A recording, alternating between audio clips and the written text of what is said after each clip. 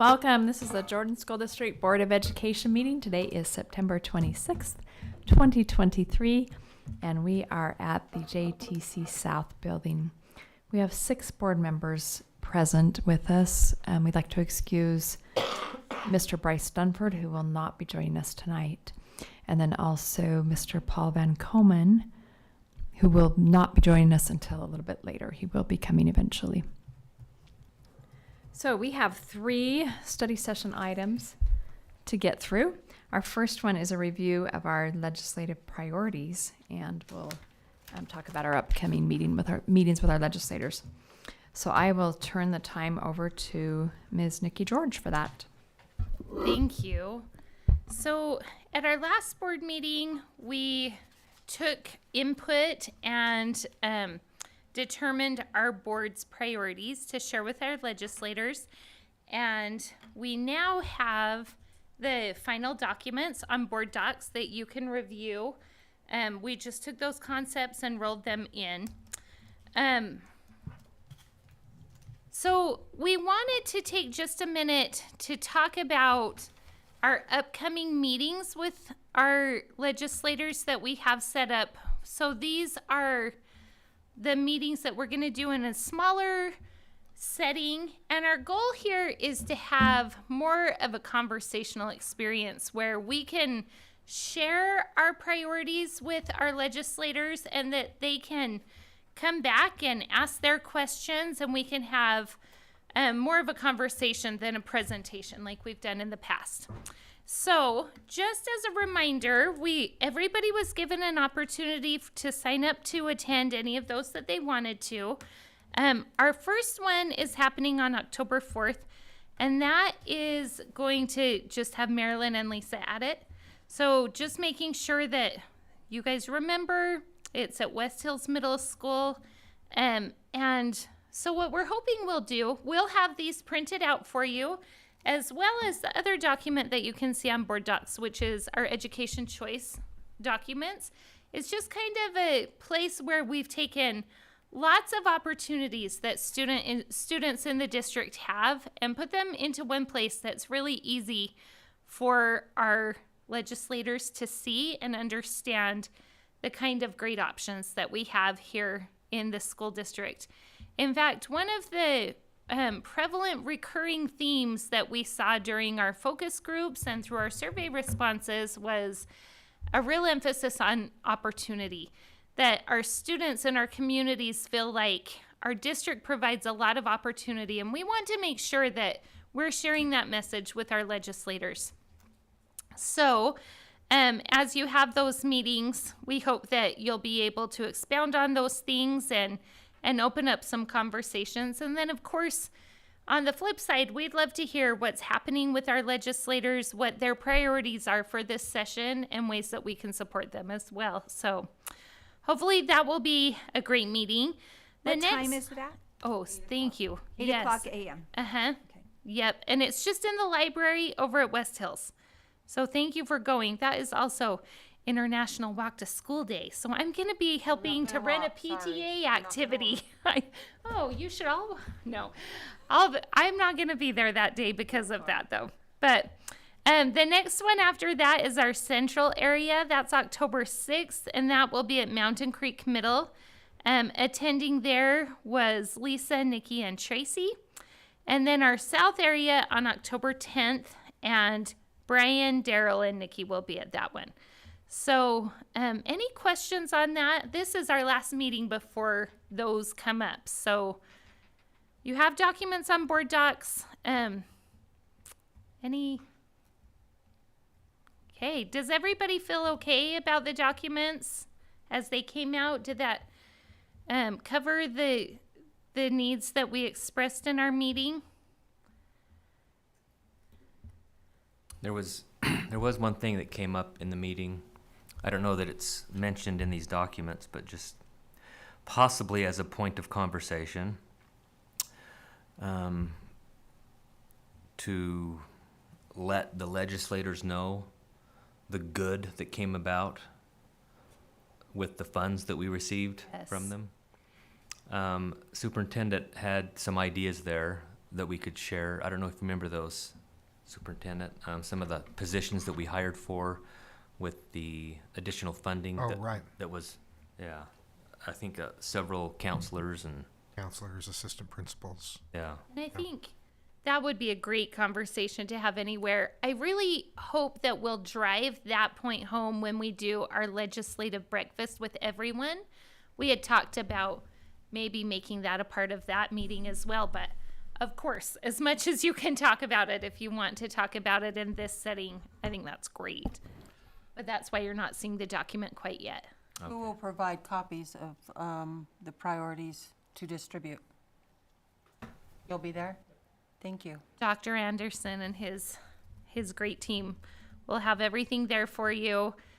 Just kind of like a light breakfast, nothing huge, like muffins and juice or something. Can we also release this to the public after they see it and they have those meetings? These are excellent handouts. Like, they're top notch, like some of the best I've ever seen. Yeah, I love the way that they turned out. Thank you so much, Sandy. I would just love to put them out there and promote them and not just use it for a one time to our legislators, but really let the public. And I think Yeah. it would give the public, people who love public education, talking points also with their elected representatives in the We Senate should and call it Jordan legislature. Fits All. Just kidding. Hey, there you go. And I think we've done that. We got the news letter theme now. Jordan fits all. I was just Thank kidding. you. That This was is terrible. this is excellent. If you have ideas of where you'd like to see us use that, let me know. I mean, we could put it social media in our upcoming newsletters, maybe would be a good place. But if you have other ideas, And I think we've done in the past, it's been posted on our website, or there's Yeah. been a story running and it's been pushed out. yeah, great point. I think what I love in this one is it's like, I call them capture sheets, you know, it's all in one place. And maybe if you did put it on the web, maybe a link to the other places that give it more information. But I love seeing it just so condensed, and it is great. I do think we need to drive home the fact, and we'll talk about this more at the breakfast, but our first priority is competitive pay through WPU increase. I think this is the great opportunity to talk about what we did with last year's WPU increase, and it all went to competitive pay. And it's great, and we've had a lot of great results. But we still need to be competitive, and we still have other districts around us that are paying sometimes a little bit more. Although, of course, everyone would want to work in Jordan because we do lots of great things here. The other one I was going to ask you about was our high growth funding mechanisms. We had talked at one point about including something about not having school districts have to pay impact fees. Do we still want to go there on our legislative priorities? Yeah, I had the same thought cross my mind that seemed a little more pointed than I had hoped we would talk in more general terms. And I hope that as we hold our conversations, we don't limit it just to impact fees. And that I almost said, maybe we should adjust that. And then I thought, maybe that needs to happen through conversation. But if people feel like that should be included on the flyer, I'm sure we could make that update. I think the key here is we're asking for a study. When I first got on the board, I was really pushing for us to go back to what we did in the 1990s and before.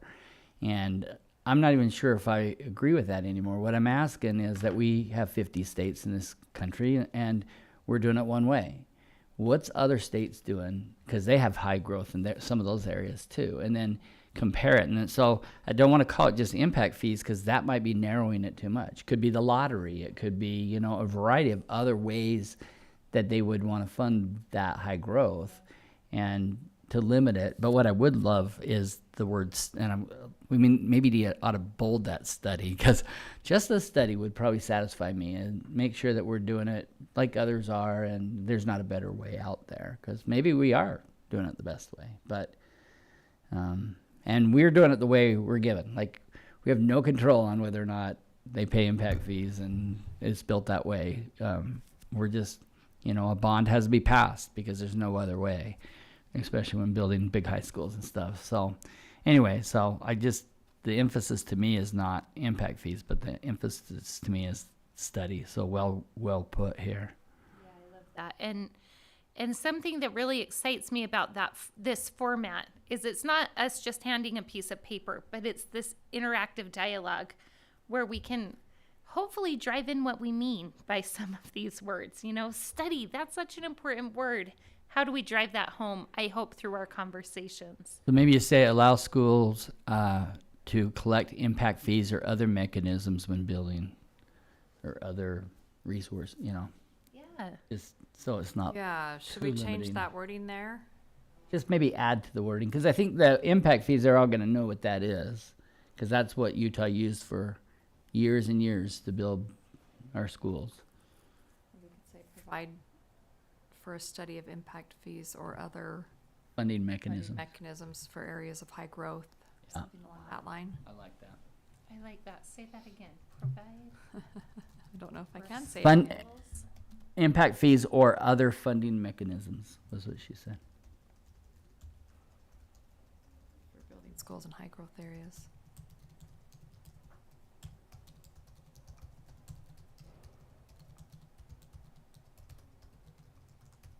Sounds great. I question that the only time that we would want impact fees would be when we're building schools. I think we need them other times as well. I don't know. Could it be an Like- ongoing thing rather than just saying specifically to build when we need schools that? So, like, are you saying if we were building other sorts of district properties Projects, yeah. or? Okay, I see what you're saying. So provide for schools to have access, so for districts maybe? So I think the thing that puts us at a disadvantage over other districts, because we're all given capital funds, right? And capital funds go to the upgrade of buildings and those kinds of things. But the disadvantage that we have is our taxpayers have to pay for growth that's coming to the area. Now, other districts might have to pay for rebuilding of their aged schools. So maybe that's a talking point they could, like, how do you rebuild a school?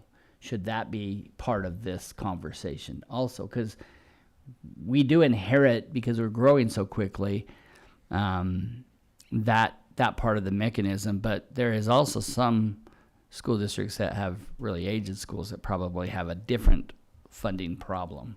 But not everyone has a funding problem in those two areas. If that My makes sense. question is, at that point, are we casting too wide a net? Is it better to focus on high growth? Because what my fear is always, let's take local control out of the equation. And I don't want to go that far. You know, I want to have a lot of autonomy as a district to be able to creatively fund. But when it comes to high growth, that does seem to divide our communities. It feels like something that's unique that could be addressed. And these are Jordan priorities, and so Yeah. that's the thing that's really holding our hands back. Is we figured out a way to rebuild our schools, and I think it's a very unique and effective way to extend the life of a building Responsible. and responsible. And so we don't really need that, but another district can have that be their priority, and maybe they're considered together, maybe they're separate. That's for our legislators to decide, but this is our priority, and it's big for us. Taxpayers in a high growth district compared to taxpayers in a non-high growth district, is one at a disadvantage? Are the taxpayers in the high growth district, they're taxed higher? Is that what I'm I understanding? think you could argue that a responsible board and district like Jordan would not have to go out and ask for a bond. Very rarely, if it wasn't because of our high growth. The last bond was every penny was to high growth schools, and it's sucking out of our capital fund. We've built a lot of those with capital funds, and we've used those like lease revenue bonds. So that's what's sucking the money out of our capital. So if we didn't have that problem, we would have plenty of money not plenty, we never have plenty, but we'd have the money to take care of our other capital needs, I think, without asking taxpayers to flip an additional bill. Yeah, I'm just thinking from the legislature's perspective, they're looking at all of Utah. Yeah. And if they see that the high growth districts, maybe there's 10 of them compared to the others, if the citizens of those 10 districts are being unfairly taxed because they're high growth, I can see that the legislature would say we probably need to do something about that. That's my position as we are. Okay. John can correct me here. I think that what happens in a high growth district is that you have houses before you have businesses. And businesses really are an important component in getting property taxes because they're taxed at 100%, whereas residential homes are at a discounted rate. So the homes, you're paying a discounted rate and you bring kids with you. And businesses don't bring kids to the schools and they pay 100%. So it takes a while for the business growth to catch up with the home growth. And so you do have an initial burden that's disproportionate. And then sometimes we give those businesses some discounts in their taxes just to come. And that hurts us for a while. And ultimately it will pay off, but it does hurt us additionally for a while. From my perspective, what's been said is correct. The cost of building schools, though, a school that will last, 60 years, will just a long time, and yet the cost to build that school comes up front on a community that may not even end up going to that school, because that school is also going to accommodate the growth in other areas. So everything that's been said is correct. I just wanted to add that a growing community does have a higher tax burden because they're trying to build these schools to get out ahead of it before the rest of the assessed valuation comes in. And then that building is going to last for decades.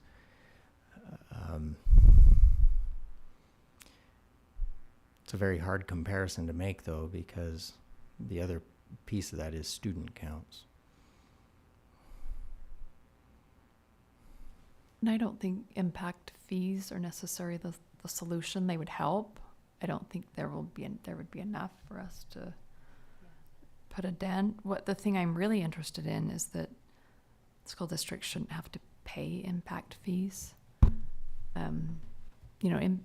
Cities collect impact fees to put in infrastructure. Well, I think schools are part of the infrastructure.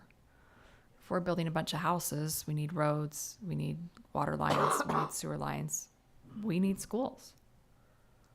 I think that has not been emphasized in the conversation, and that needs to be included in this part of the conversation. And do you feel like that's an important enough piece that we need to add it as a bullet, I do. like a sub bullet? Or add it onto the sentence there. Mm-hmm. Because that's really, I think, a big part of it. And it's hard to negotiate. Different cities approach it differently. It would be nice if we just had one approach. It puts us at a disadvantage because we're building a school because they're approving all this housing, and then they charge us for what they're approving, but they're desperately in need of money also, so it makes it kind of really confusing. Any city or that feels like, well, how come Jordan District is spending their money building these new schools? Why aren't they spending money here doing this or that? That thought process leads right to impact fees. If you really want to redirect some money to existing places and have impact fees pay for new places, I know it was a long time ago, but a lot of people felt like the division between Canyons and Jordan could have been avoided had impact fees been Yep. in existence. Yep. Because the argument usually to split a district is, well, we want to spend more money in our area. Ta-da, impact fees. Really kind of follows that same school of thought that we keep hearing in terms of the way that we charge fees, that this year's money should be spent on this year's students. Well, as new students come in, asking families to contribute towards that seems like the way that our legislature is already thinking. Interesting thought.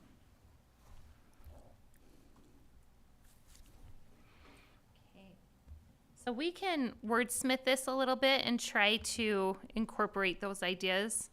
Any other changes or ideas that you have as you look over this document?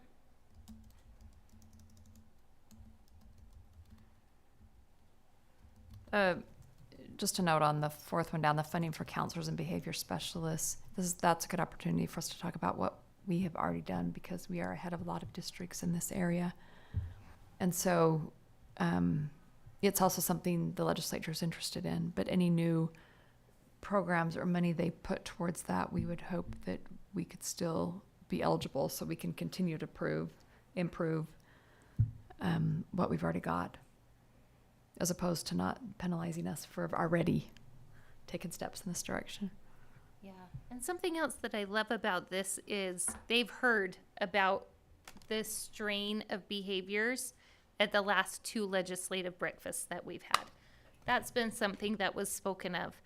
And I love to show a reactive response there. Like, we're actively trying to solve this problem for our teachers. We're trying to make this the best place to work.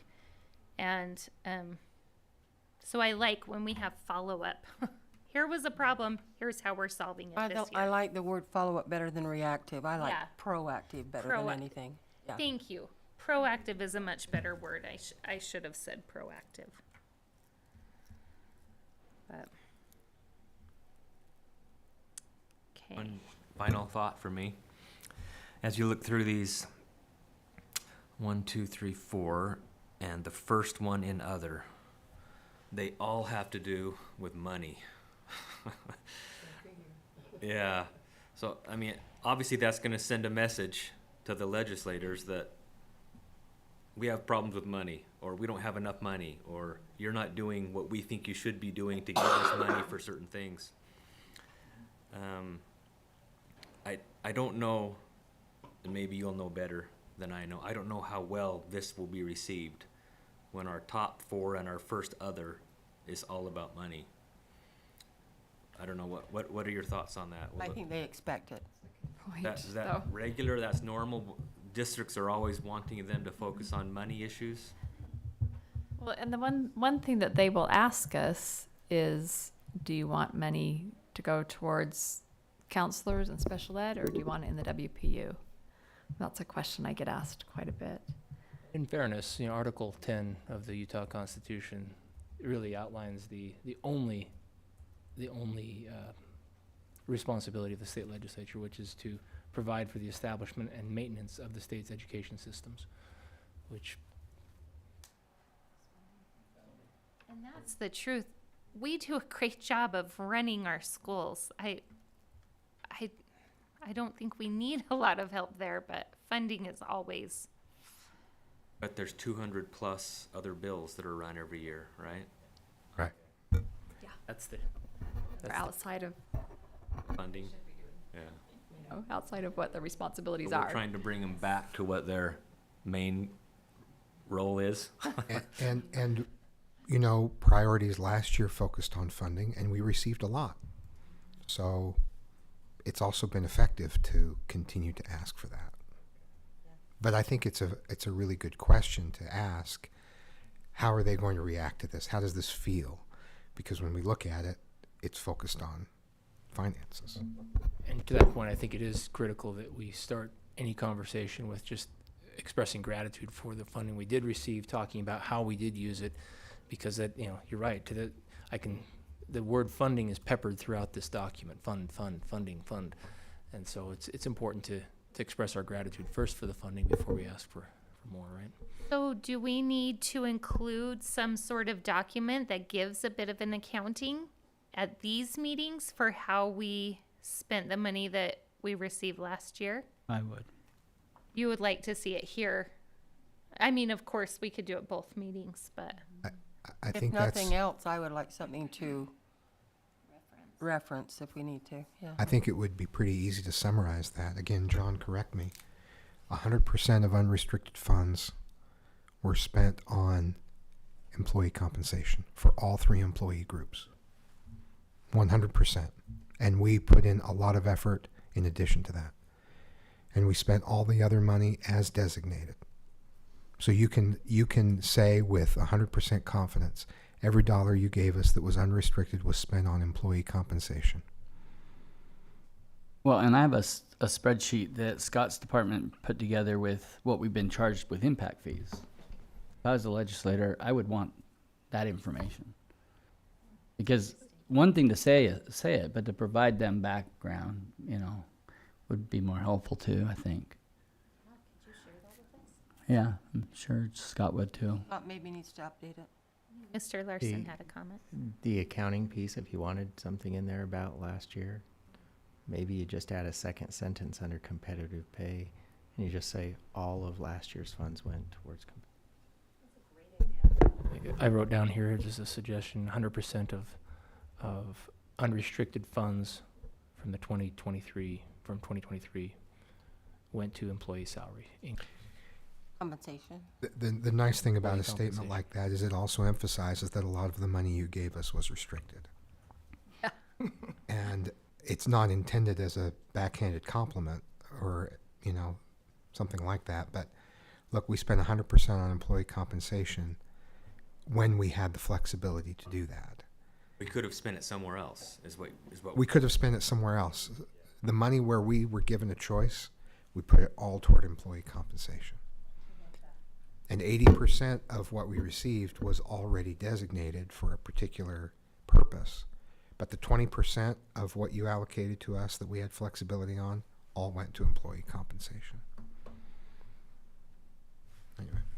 I do worry about the future because we've put a lot of money in this area, and so as the legislators. I was reading an article just today about how Utah is, in terms of competitive pay, regionally we're top notch now. So there's going to be an end of a day when the compensation increases are not going to be like they've received in the last few years. And I don't know how you send that message, Sustainable. but when Marilyn and I have been on the board the longest here, 7 years, and it was $34,000, which was an absolute embarrassment that you could even sustain a family off $34,000. And we're just lower than 60. I think they said 4 or 5 school districts in Utah are over 60. There's a certain point that's going to come that can't be number one priority. A lot of ours was catching up and staying competitive with the rising economy, which is kind of caused problems to. Had that not spiked like it did, we would be even further ahead. But at some point, that can't be our number one talking point. I think it still probably is, but at some point, our teachers and our employees need to know that we went to bat for them. This is what they got, and now a good increase would be great, But I fear for the day, I really do, when, especially if the Utah economy turns and they don't have the money that they've had recently, that becomes a sour taste. Let's throw that out there. May not be a bad idea to build on what the superintendent was saying, is to also remind the legislators that you also put in some local effort to Yeah. this compensation. It wasn't solely reliant on the WPU. There was local effort through a truth in taxation that took place as well, that also went to employee compensation. And taking down reserves that we have. Yeah, just reminding that we appreciate it. We also chipped in, but thing I like about these priorities is it's just saying, as a board, whatever funding we get, here's our highest needs right now. Competitive pay. We're dealing with high growth. we have a lot of special education needs and behavior needs in our district. So I think this captures it really well. One thing we might want to add in is we traditionally have been on the lower end of the United States in funding education, but we're not in the results area. In fact, we've shown in our district just recently, like what we're doing with Walk to Read and our literacy. And so maybe adding in some of that information to let them know that the increased funding has been showing a result, because you know, we're providing a top-notch education program without top-notch money.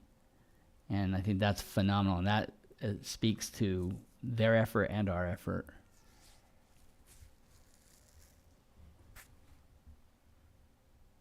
I guess I'm just so proud of those statistics that you shared a few weeks ago that I just think everyone needs a copy to carry around with them.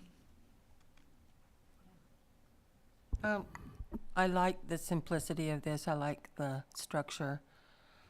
However, could we put a statement, and I don't want to complicate it by any means, but could we put a statement before we start going with funding? Could we put a statement about students being our highest priority, our students and their success being our highest priority always? I don't know. Maybe that complicates it too much. I like the idea, though.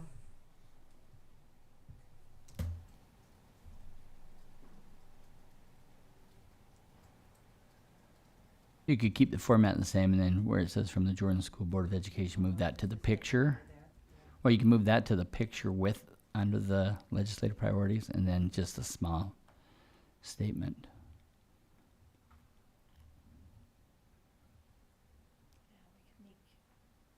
Fade out the picture a little and just write right on there. Ah. And make it blank. Is everyone in favor of adding a statement? I'm in favor of adding the statement, but I really like the proportions of the picture with the words where they are, and it's okay to mess with it, but it looks really great right now. One idea might be to, I mean, just emphasize that really this is the outcome that we intend, and that's, Yeah. we place the That's at the what I very was top thinking. are The is picture our student priority. shows That's, the student success. that's one way what to I was maybe thinking. frame it and say, yes, if you'll notice, the very top of this document is the photo of our intended outcome and why we're asking for these things. These are Valley kids, aren't they? This is from Valley High's Yeah. graduation. Yeah. It's awesome. The other thing you could do format-wise is just add a statement at the bottom, like in a different color. Oh yeah, like in this same blue that's up at the top.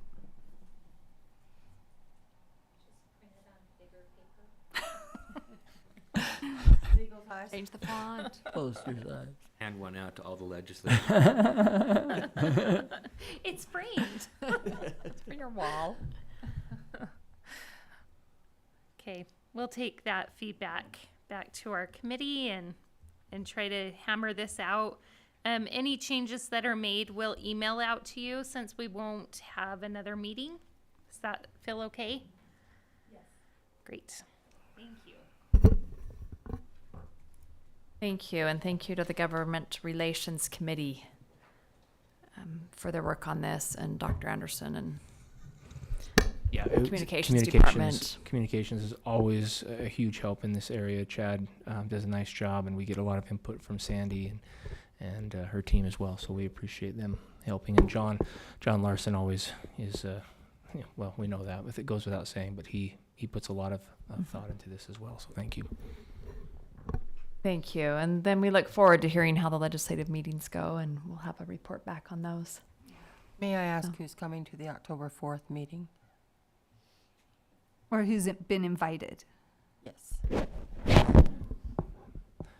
I want to be prepared. The invitees are Representative Dunnigan, Senator Reeby, Senator Harper, Representative Acton, Senator Fillmore, Representative LeBay, Senator Thatcher, Representative Ivory, and Representative Strong. He is not in the north area, but however, he couldn't make the south area, so I invited him to the north area. I'm not sure if he's going to be able to make it. Okay, thank you. our next agenda item is to discuss the USBA Master Board Certification. And for those of you that aren't aware, this is a program that Utah School Boards Association does, and it's a way for board members to participate in some professional development so that we can learn things and continue to grow and progress and master our skill of being a board member. And so they have this program called the USBA Power Up, and there's information about it on board docs, and there's also a link to the screen for you to go ahead and register for that and then participate in it. So I just wanted to spend just a few minutes just going over a few things from this.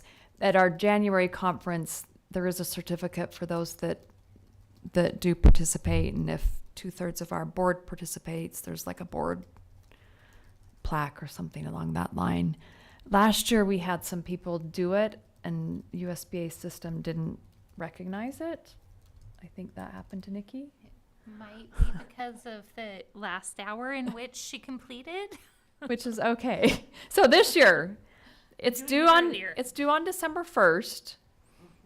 And if you get it done, let me know, and I'm going to make sure that I'll just contact USBA and go over their records and make sure that we get credit for everybody who's done it. So I'll reach out to you and remind you the week that it's due and ask you if you've done it, and I'll just make sure it happens this year. It does entail some short trainings sessions, so be prepared to give a little time. Like the video trainings. I just want to make sure. It was like, Yes. maybe I didn't. Yes. No, videos. Okay. So there's 4 different levels. You do 1 level a year. So if you've never done it before, you'll do level 1, and then you'll move up to level 2, 3, and 4. And then you can keep repeating level 4, which is what I'm doing. And it's really easy because all you have to do is just write what you're doing in that area. How important is this to the board that we are in compliance? Because I've not done it. I should have probably, but it's not been a high priority. But if this is a board dream to get this plaque, I've never pushed it before. Honestly. But I mean, I think if someone had pushed me more, I would have done it. It's just my plate gets full, and then if you don't push it on my plate, then it drops off. And so, like, I mean, I think it is important that we're all trained and we know what we can do, and we know the parameters, and there's probably really good information in here that I haven't taken advantage of. But Well, let me just say that some of the things that you do are very important. Yeah. Like, it talks about finances, it talks about meetings and what is appropriate as far as Robert's rules, that kind of thing. So there are aspects of it that are important to you, whether you get the certificate or not. But if it's a board priority for us to all be working on this, I would not want to be the one board member that holds us back. We'd rather have Nikki do that. She'll turn it in the last minute. Have to try. So I don't know. I just asked that out there. Just Yeah, if it's we a want to good make this a question. common goal for everybody, I mean, or if this is just totally, yeah, it's on your own. I'm good either way. And I have been fine with it just being on your own if you want to do it. But how does everyone else feel? Well, I know that some boards make it a requirement. I think that's going too far. Yeah. You know, your decision, but I can't emphasize enough how important it has been to me to be able to get those trainings done and to stay current on the information they put in there. I do think that it sends a message to our legislators when they see that we're investing in being good stewards. So I think this is one way that we can show that investment. Time-wise, our board is already doing most of the requirements. So a lot of it is just me checking it off. Oh, yeah, we've done that. Oh, yep, we've done that. That doesn't take time. These trainings do take a little bit of time, but not terrible. And I actually think these trainings are the most valuable part of the whole program. There's the one on school finance. There's a new one each year, so you move up on that. And you just work through slides, and then you take a little quiz at the end. And if you fail the quiz, you can just go back and take it again. It lets you do that. There's an open meeting law training that's required every year. You can take this one on here. You don't have to, because as a board in January, we did open meeting training with Mr. Van Coleman. So you can just check that off that you've already done it. Another thing that's in here every year is that we do a superintendent and business administrator evaluation. We don't do those until December, but this is due December 1st. And I've called before to say, well, we haven't done it yet, but we're going to. And they said, check it off if you intend to do it. Exactly. So, anyway, the one that I did want to highlight, so within each area, there's some required things. And like this first one for continuous improvement, required is the open meeting law. We've already done that. And then you can pick 3 more areas of your choice. So there's a lot of flexibility. The one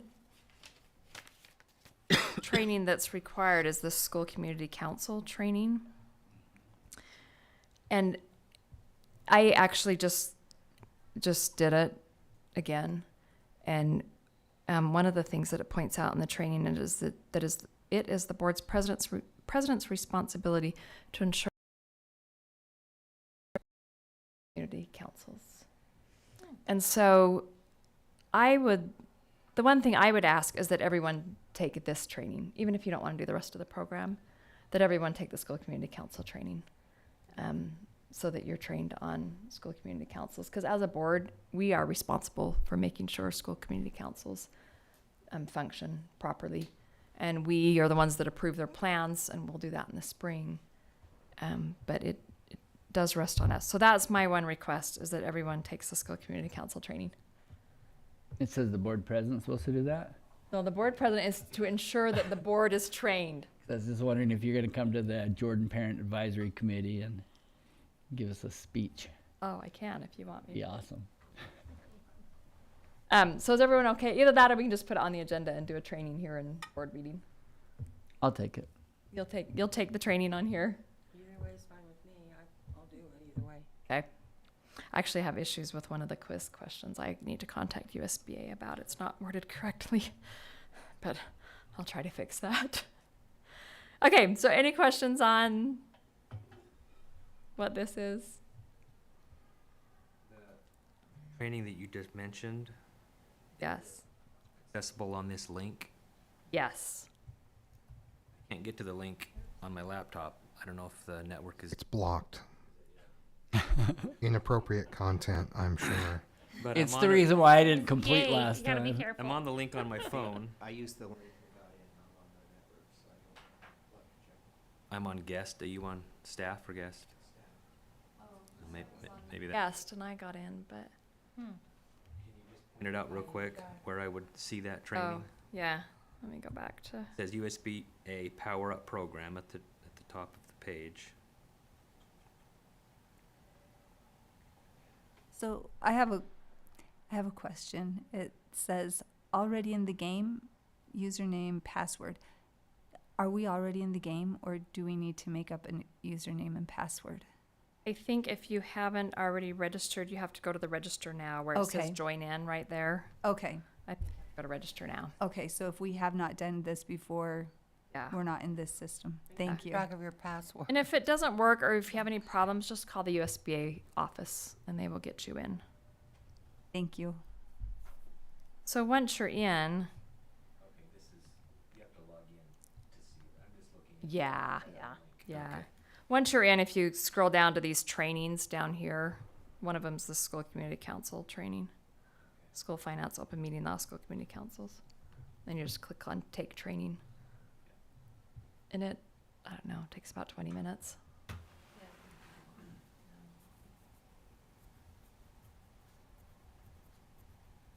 Okay.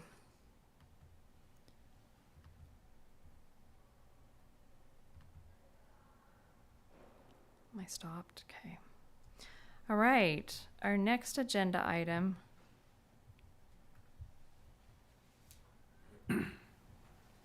is GP 108 meeting planning.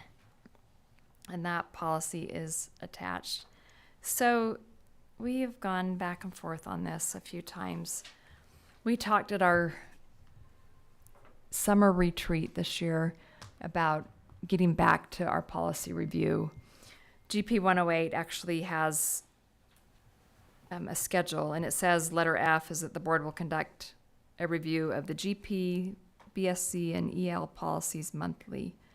And there's actually a schedule of which policies we should be reviewing each month. And there's two reasons for that. One is just assessment so that we review it and make sure we're adhering to the policies. I think it helps us all become familiar with the policies and make sure we're adhering to them. And then number two is if anything needs to be reviewed and revised, we have the opportunity to do that too. So after our summer retreat, we started on ends policies, and we got, we just barely got into those and realized that, or we started heading into this portrait of a graduate and strategic plan process, and realized that at the end of that process, we may end up with different ends policies. So we put that on hold and haven't brought any others forward. So what we discussed as an executive committee, we were actually having a conversation. Some boards have policy review committees, and up at the USB Leadership Academy, there was some discussion in the class about different committees. So we were discussing about whether to do that or whether to just come back and start reviewing policies again as a board. And our recommendation, and we'll get it, is that if we get back to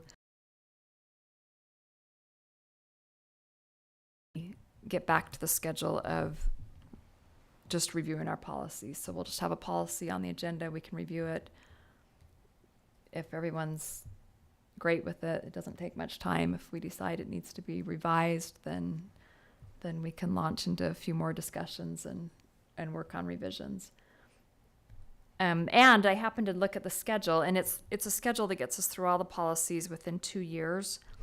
And the policy, if you go to the end of the schedule, the policy for September, which is the month it is this GP 108 policy, is the policy we're supposed to be reviewing this month.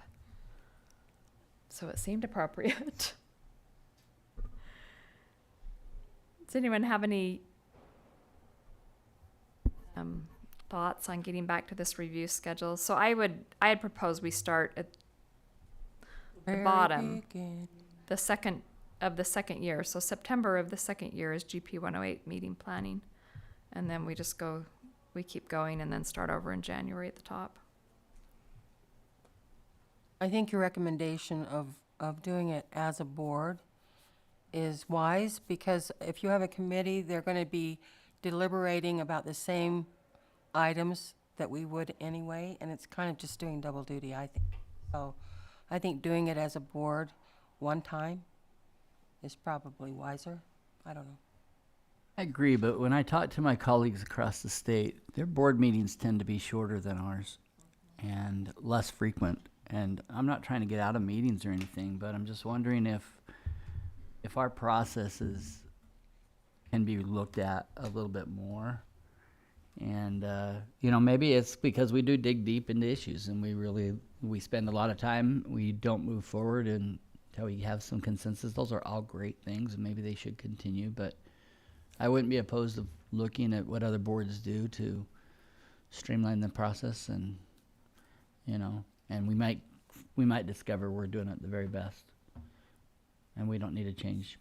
Well, honestly, I don't think reviewing our policies is what makes our meetings go longer.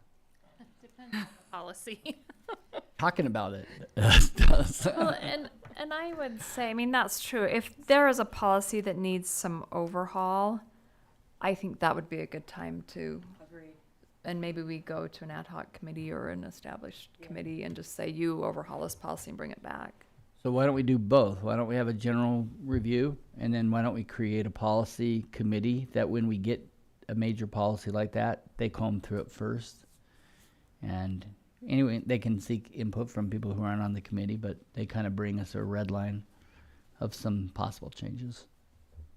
I think the key point here is for all of us to come prepared to our meetings, having read the policy and dissected it on our own, and then have questions ready rather than just doing it once we get here. I think we need to be prepared, do our homework. I agree. I do think it's good for us to review policies as a whole entire board, because everyone needs to kind of own the policies. It's one of the most important things we do. Anyone remember back in September 25th of 2012 when this became effective? This calendar? Buddy, I remember. remember? What was the motivation for this back then?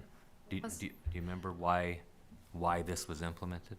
I think that these policies came from other documents. We didn't write these from scratch. And so the idea was to review them and make sure we were following them and that they matched our needs as a district. So sometimes the purpose or the reason behind something becomes unneeded. And I don't Sure. know if that's the case here. It sounds like maybe a little bit.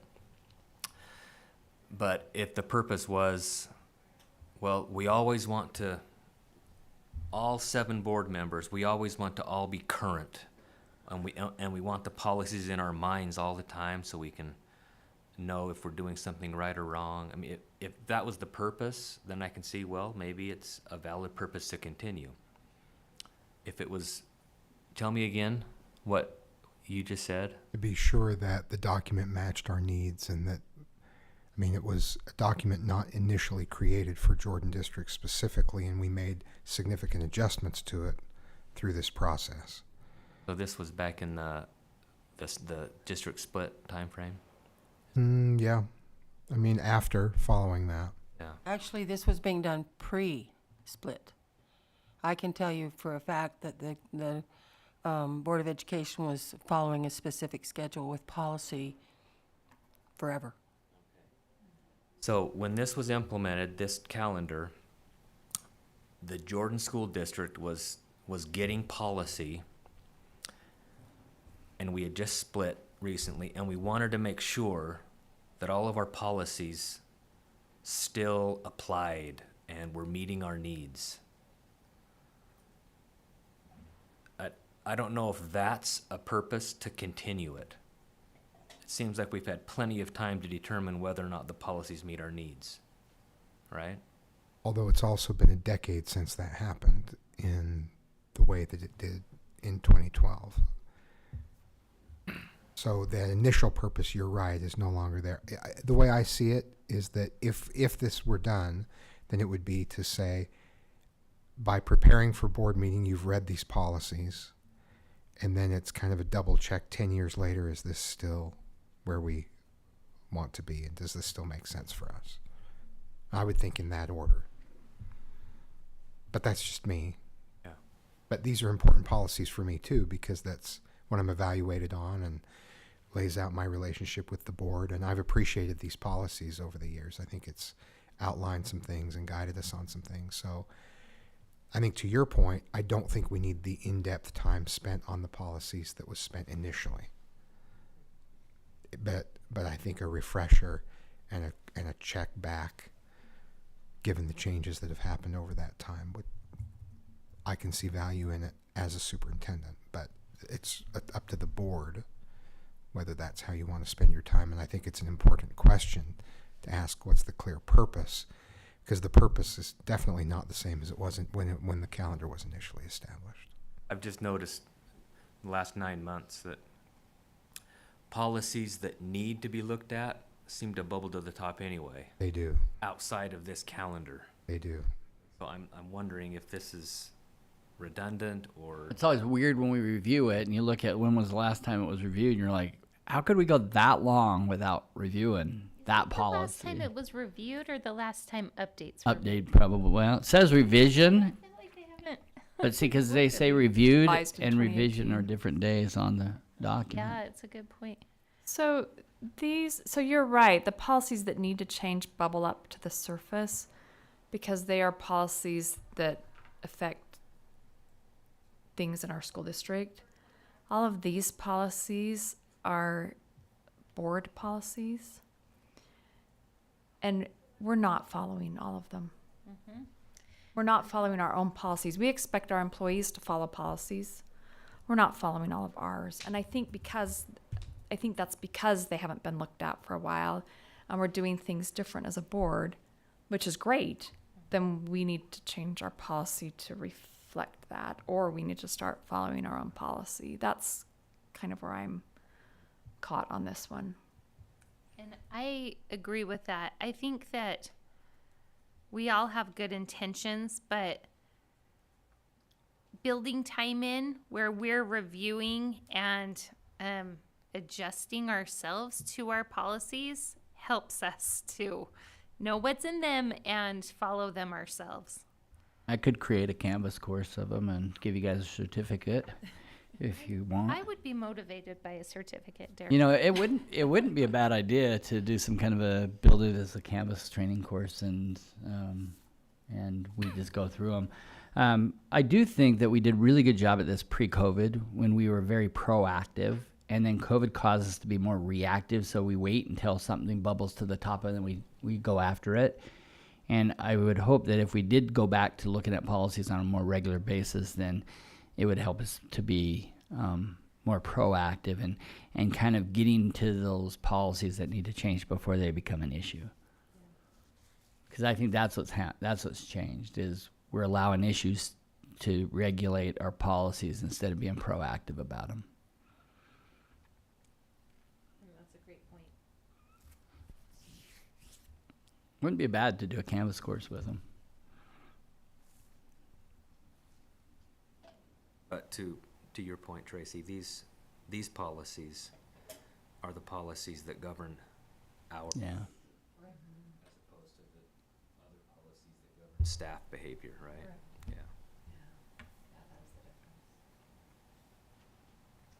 And what kind of review process exists for other policies?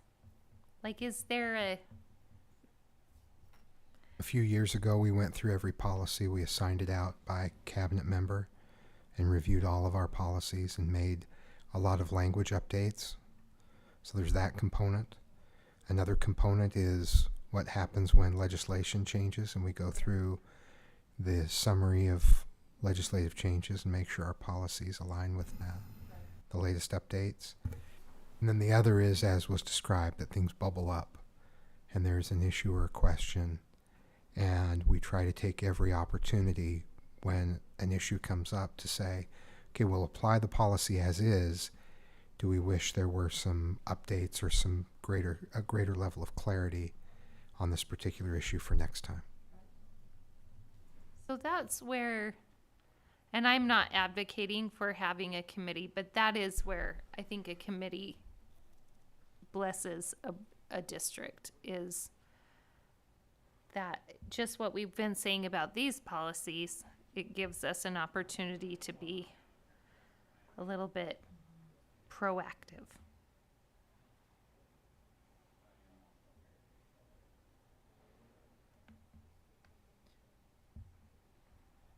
Okay, so we have a proposal to start reviewing policies in board meeting on this schedule. We've also had some discussions about doing having a separate policy committee review policies. I think the proposal that I would make is start with what we already have. Let's start adhering to our own policy. And if we start to uncover things that are concerning and we feel like we need more, then we can look into other options. That would be my proposal. So let's start with the schedule and see how it goes, and then adapt if we need to from there. Yeah. That's fine with me. I like that. Okay, it sounds like that's what the majority is good with. Okay, so next meeting in our study session, we'll discuss GP 109, construction of the agenda. Destruction? Construction. Oh. Destruction. The agenda. You can write that policy for us. I can do that. How to destruct.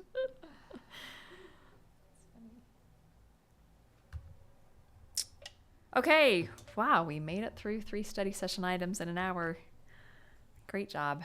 See, we're already doing better. We should get a certificate. At least a gold star. Do you want to break for 25 minutes, or do you want to go into closed session for a few minutes to start on our closed session items? I say let's go into closed session and not waste the time. I'm with you. Okay, can I get a motion? I move that we go into closed session for character and competence of individuals, property, potential litigation, negotiations, and security. I will second that. Okay, we have a motion by Ms. Dean, second by Ms. Richards to go into closed session. A roll call vote. Mr. Robinson, all in favor, please say aye. Mr. Aye. Robinson. Sorry, I just keep doing this backward. Roll call vote. Please say aye if you're in favor. Mr. Robinson. Aye. Ms. George. Aye. Ms. Richards. Aye. Ms. Dean. Aye. Mr. Barnett. Aye. And I'm an aye. So we will now go into closed session. Thank you.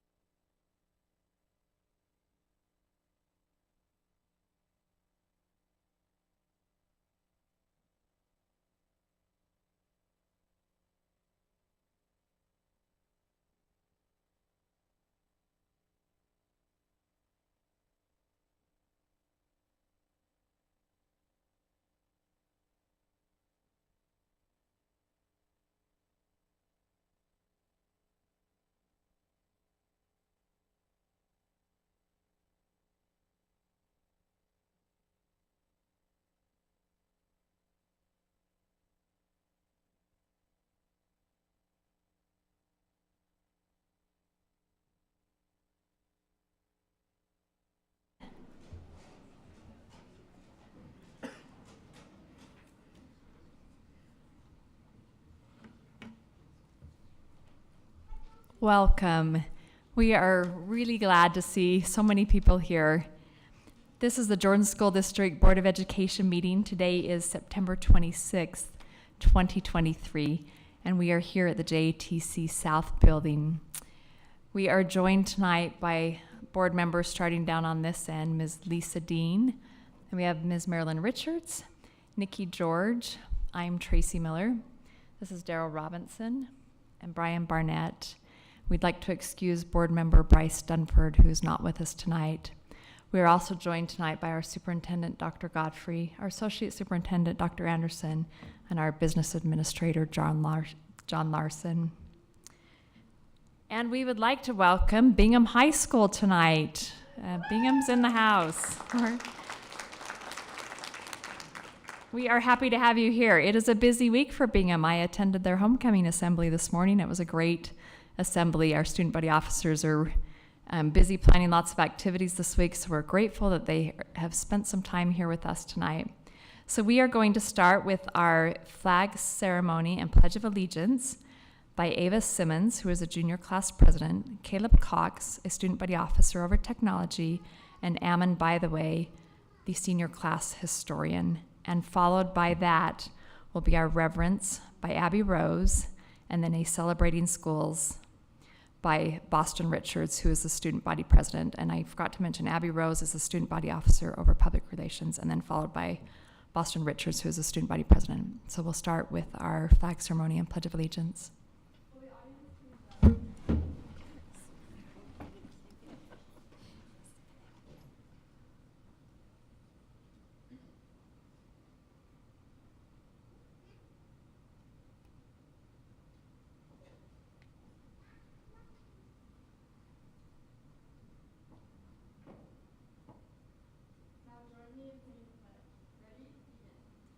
I pledge allegiance to the flag of the United States of America and to the republic for which it stands, one nation under God, indivisible, with liberty and justice for all.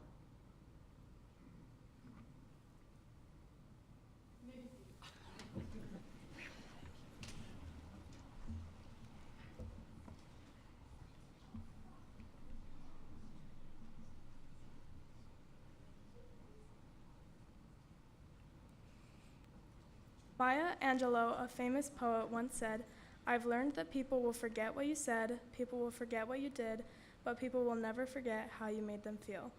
I think this is something everyone should hear. It isn't always about what you say, it is about how you say it to them and what you said to make them feel. Let us please remember that the way we treat people and make them feel is very important to how they will see you and how they will remember your interaction. Just a good reminder that it is always better to just be a nice person. Thank you.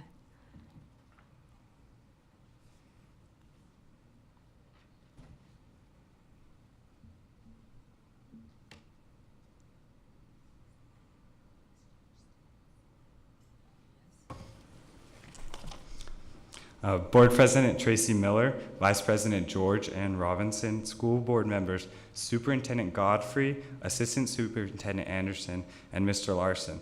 My name is Boston Richards, and I'm the student body president for the 2023-2024 school year.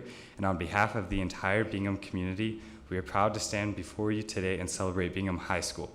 This year marks the 115th year of our great high school, and there is so much to celebrate.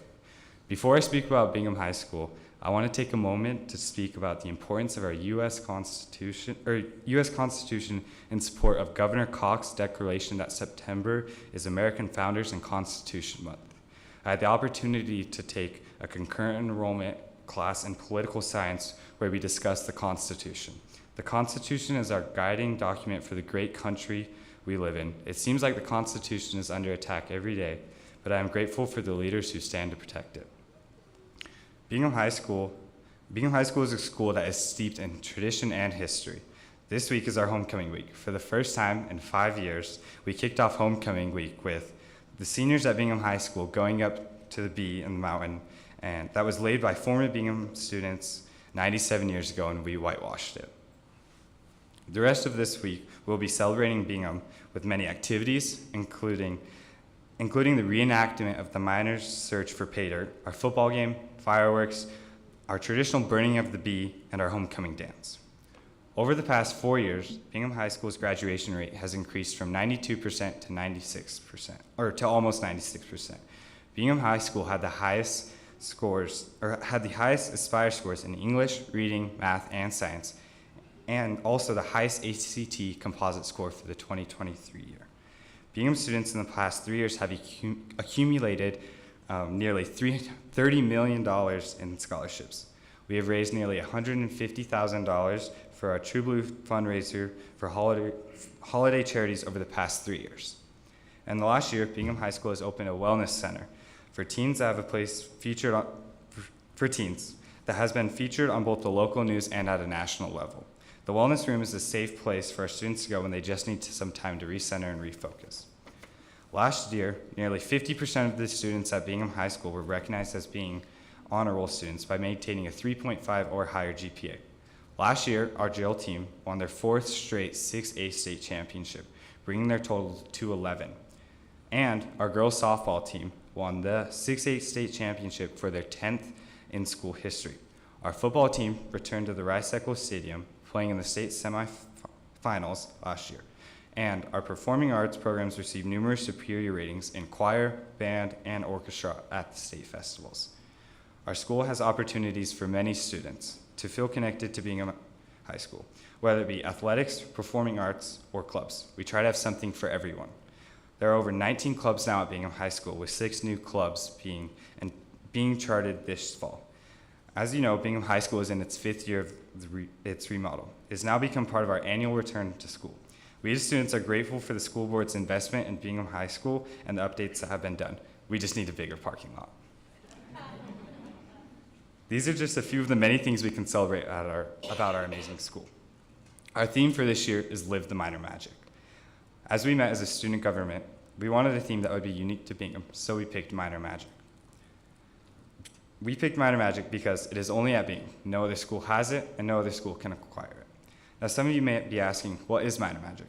The lore of Miner Magic began in 2003 when Brett Boyd hit a 3-run home run to cap an 11-run inning that led the Miners baseball team to another state championship. It may sound like a miracle, scoring 11 runs in 1 inning to beat a team with 11 Division I college baseball players when we had none. But it wasn't a miracle that they beat Taylorsville. A miracle is something that was not expected or not earned. It was Miner Magic. Miner Magic is the result of hard work, dedication, culture, desire for excellence, and belief in oneself. Just as the collection of many different cultures over 100 years ago who created the foundation of what our school is built on Bingham Canyon. Miner Magic can also be created on a day-to-day basis with student-to-student or student-to-teacher relationships. Miner Magic is all around us. We as students believe in Miner Magic and look forward to a great year. As always, it is a great day to be a Miner. The tradition of the school pin started at Bingham High School in 1982, and we'd like to present the pin to all of you today. Thank you. Can I get everyone associated with Bingham High School to stand up? Students and faculty? Parents that came? Great. Thank you for being here.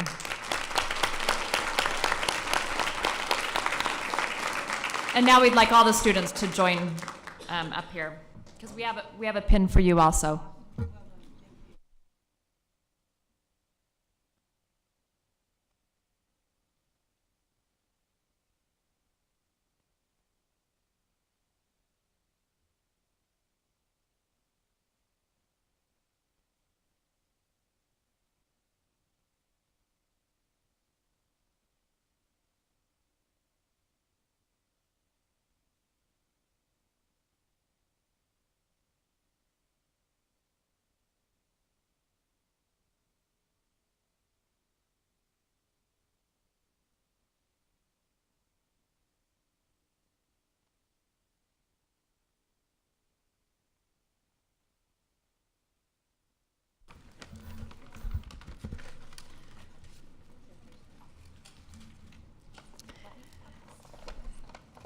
They asked if they had to stay for the whole meeting. They're anxious to get to senior night for the soccer team, so they're going to continue to support their student body tonight. Okay, next we have a resolution of appreciation, and we will have Ms. Richards do that. Get it up here. Where are you? There it is. Whereas dedicated service to Jordan School District was faithfully and effectively performed, whereas she consistently and conscientiously executed her responsibilities with integrity, honesty, and loyalty, be it therefore resolved that the Jordan School District Board of Education and District Administration declare appreciation for the outstanding service that was performed in the cause of public education, and hereby express our sorrow at the death of this valued friend, Betsy Lamb McComey, who was a teacher and media specialist. Thank you. Okay, next, as was mentioned by the student body president, it is American Founders and Constitution Month. So we are going to have a recognition for that, and we'll start by a statement from Ms. George from the board that will have Ms. George read. The Jordan School District Board of Education acknowledges, supports, and appreciates Utah Governor Spencer Cox and the Utah Legislature's declaration of September as American Founders and Constitution Month. It is an expansion of Constitution Day, which has long been recognized as Wednesday, September 17th, the anniversary of the creation of the Constitution in 1787. We express our sincere appreciation to educators at all levels in Jordan School District who work so hard throughout the year to provide meaningful experiences for students, engaging them in learning about the Constitution and citizenship. As a board and district, we take seriously the responsibility to do our part in raising productive and patriotic citizens. Thank you. Dr. Godfrey, will you share with us some things that are happening in our district to help our students learn more about the Constitution? I would be glad to. There are state social studies standards K-12 in every grade that includes civics instruction.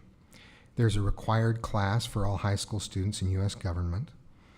Students learn specifically about U.S. history in 5th grade, 8th grade, and 11th grade, and Utah history in 4th and 7th grade. The new elementary social studies standards include instruction about the Constitution and Founding Fathers starting in kindergarten. They begin to learn about important historical figures in kindergarten like George Washington and Benjamin Franklin, as well as national and state symbols and the Pledge of Allegiance, which is said every day in all of our schools. In 1st grade, students continue to learn about different founding fathers, and they are introduced to the national motto. They also learn about national landmarks like Independence Hall. Each grade level progresses and builds upon these concepts, going deeper into the founding of our country. And because we have teachers from Jordan School District who are helping develop the new social studies standards, we're making sure that those important elements of the Constitution and Founding Fathers are included in the curriculum and in the standards going forward. Students in Utah are required by law to pass the citizenship test to graduate from high school. And just a couple of examples, many teachers throughout our district are doing special things during September, but also just throughout the year.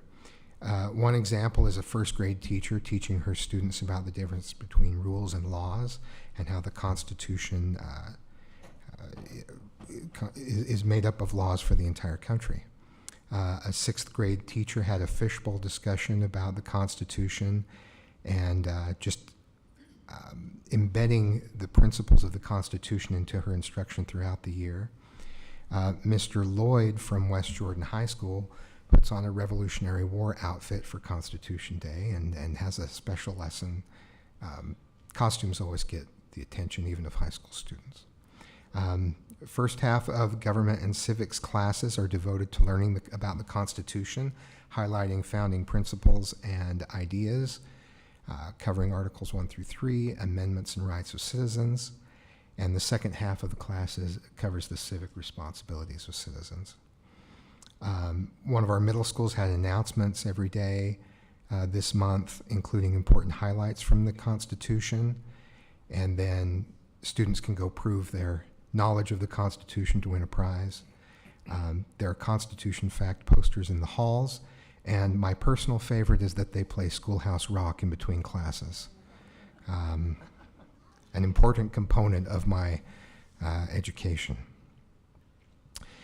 There have been many, many discussions in classrooms about the U.S. Constitution, and one class in particular in one middle school had a scavenger hunt to find certain elements of, compare certain elements of the U.S. and Utah constitutions.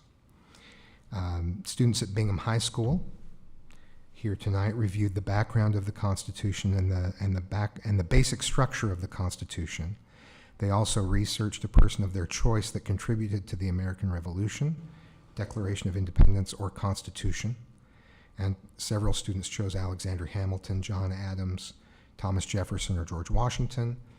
Other students chose less researched individuals that they hadn't necessarily heard of or didn't know a lot about. And 8th grade students at Fort Harriman Middle School, West Hills Middle School, and West Jordan Middle School participate in the We the People program.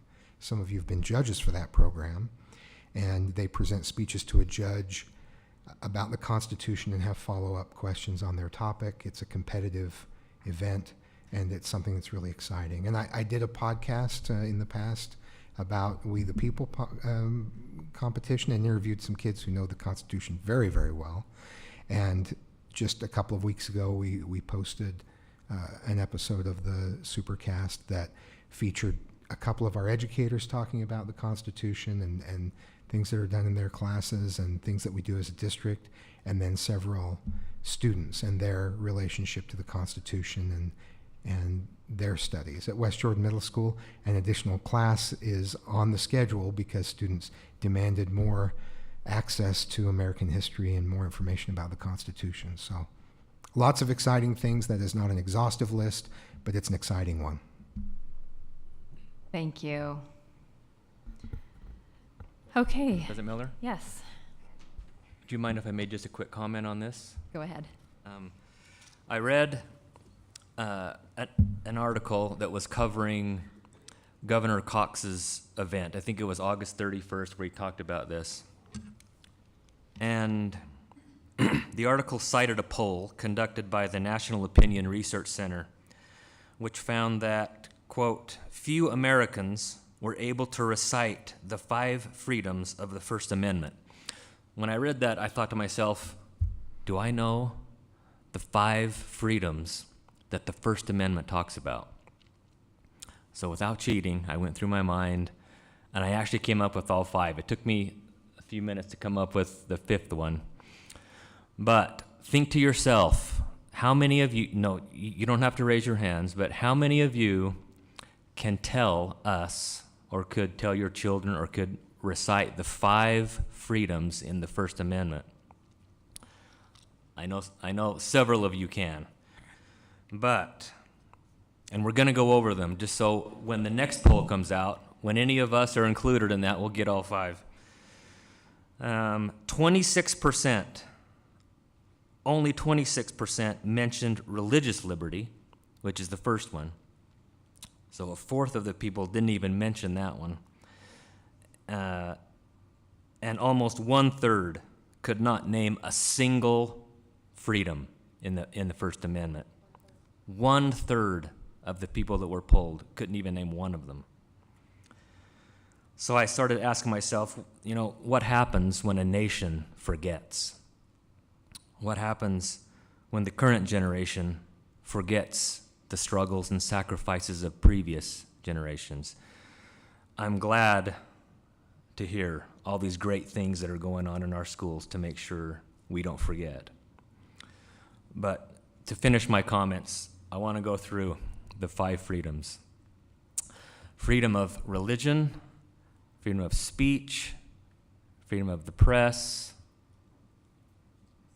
Does anyone know the 4th one? The freedom to peacefully assemble, and the one that took me a few minutes to remember, the freedom to petition the government for redress of grievances. So if you've got nothing from this meeting tonight, we all know the 5 basic freedoms in the First Amendment. Thanks, President. Thank you. Okay, we have board member recognitions now. Do you want to start with yours, Mr. Robinson? Yeah, I think that'd be appropriate. So my life has deeply been blessed with the programs of the Jordan School District. There's so many cool things that are happening in our district. And I try to go around, as certainly when I'm invited to work with employees, to be a part of our programs. And I'm so grateful for the recognition that I brought tonight. I have 6 kids, and they've been through the system. My youngest is in high school right now. And their lives have been deeply blessed by the foreign exchange student program. As they made friends with these students that come from other countries and really sacrifice almost everything they have to come and live a year in America to see how we live here and learn a little bit about our Constitution and maybe how people feel about our country. My kids would bring them over, their friends, these exchange students, and they'd become my friends, and we associated one another. And it was interesting because when they went home, then they still communicated with us and talked. And as I reffed and coached lacrosse, many of these kids would come and play for us, even though they knew they'd go home to a sport that doesn't exist in their country. And I think God blessed us to be involved in this program this year. So we were asked to help host a student from Argentina. And Ladas came to our home, and she just has blessed us so much. And I'm sorry. I mean, this is the real news story that should be shouted, is how blessed and lucky we are to live in the United States of America, and how we have so many things that we just take for granted that doesn't exist other places. Today we went to the car wash for the very first time, and she learned how we do a car wash, you know. We learned how to mow a lawn, and we learned that leaves change in the mountains and all kinds of cool things. And so I wanted today to recognize the Jordan School District's effort in the foreign exchange student program. So if you're a foreign exchange student, or can we just have the host families too? Can we have you all stand up for us? So cool, thank you. Keep standing.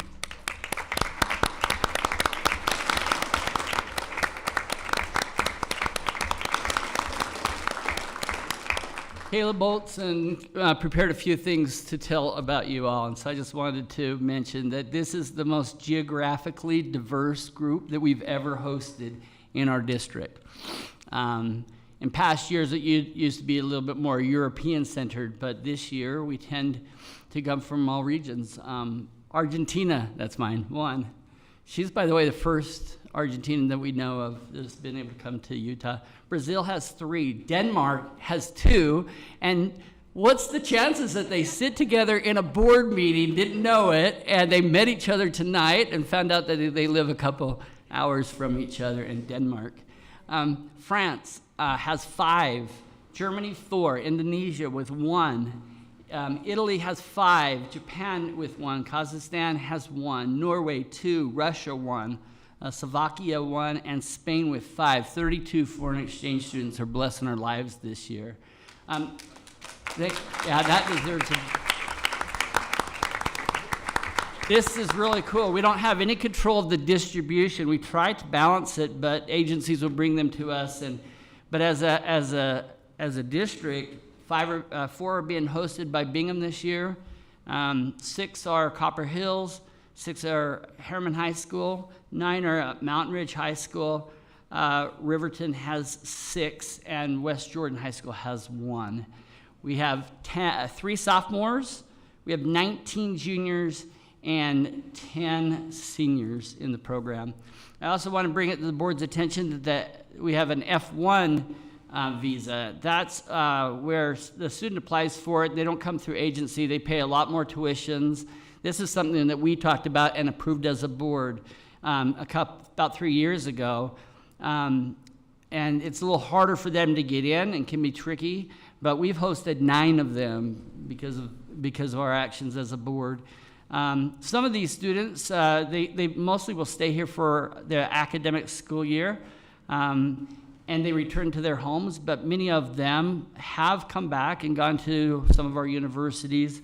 And I know in our case, and the ones that have blessed our lives, they've come back on vacations. And I taught a foreign exchange student 25 years ago from Paraguay, and we're still very best friends. So I just wanted to thank you, students, for sacrificing so much to spend a year with us and helping us, and you host families especially, thank you. And we wanted to recognize you. If you would send up the student, the exchange student, and at least one of the parents, we have a little pin for you. We wanted to thank you. Thanks.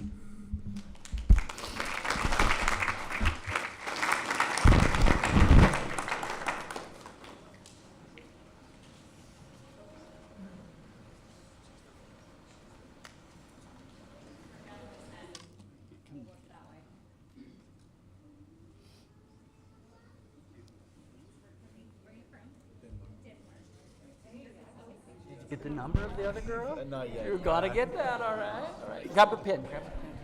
There you go. Thank you. Yeah, thank you, Darren. Yeah. Good to see you. Yeah, here you go.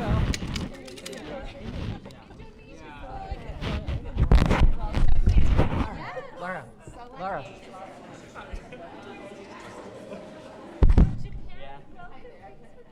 All right. From Mendoza. Conoce Agüero, Carlos Agüero. Thank you. Thank you. Thank you so much, you guys. Thank you so much. Bald. Thank He was my mission president. Mucho gusto. Good to meet you.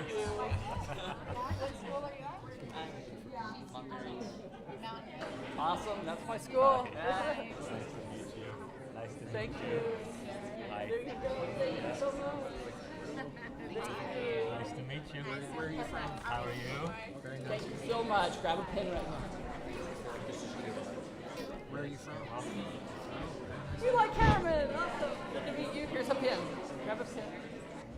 Hi. Thanks. I'm in here. Grab a pen. Oh, thank you. Hi. Thanks for coming. Remind me where you're from. Where? That's right. You did tell me that. Oh, that's right. At our house. Awesome. Thank you. I hope you like it. You guys need to come again. Come on over to our house. Good to see you. Good to meet Awesome. you. How are you? Big jazz fan, looks like. Yeah. There you go. They've had their years. Oh, yeah. Yeah. Where are you from? Here and there. Yeah. Nice to meet you.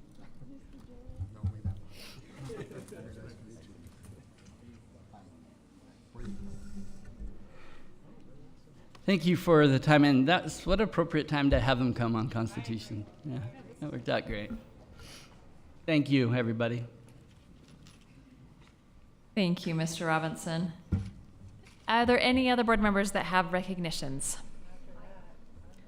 I do. I have board recognitions. I would like to, so Joel P. Jensen Middle School had 15 students that passed the WIDA last year, and the WIDA measures proficiency in English for students who come to school in the United States that haven't learned English perfectly yet. And then also, I want to explain, SIL of biliteracy is for students sorry, that pass the WIDA and also pass the, I want to call it the APPL. It's the AAPPL, and that measures proficiency in Spanish. And so when students pass both of these assessments, they get a seal on their high school diploma that says they have the seal of biliteracy.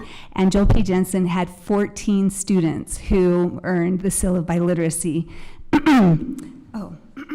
Also, Joel P. Jensen Middle School received a $15,000 grant from the Ron McBride Foundation to fund after-school programs, and currently Joel P. Jensen, has 11 after-school activities.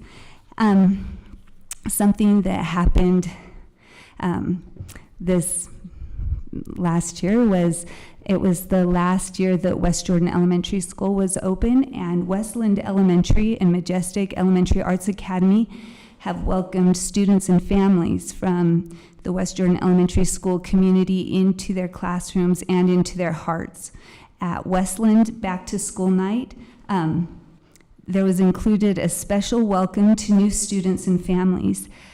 Laurie Goodsell, the principal, worked with Jen Atwood, a longtime member of the West Jordan Elementary School community, to make sure that special needs would be met from day one this school year for all of the new students.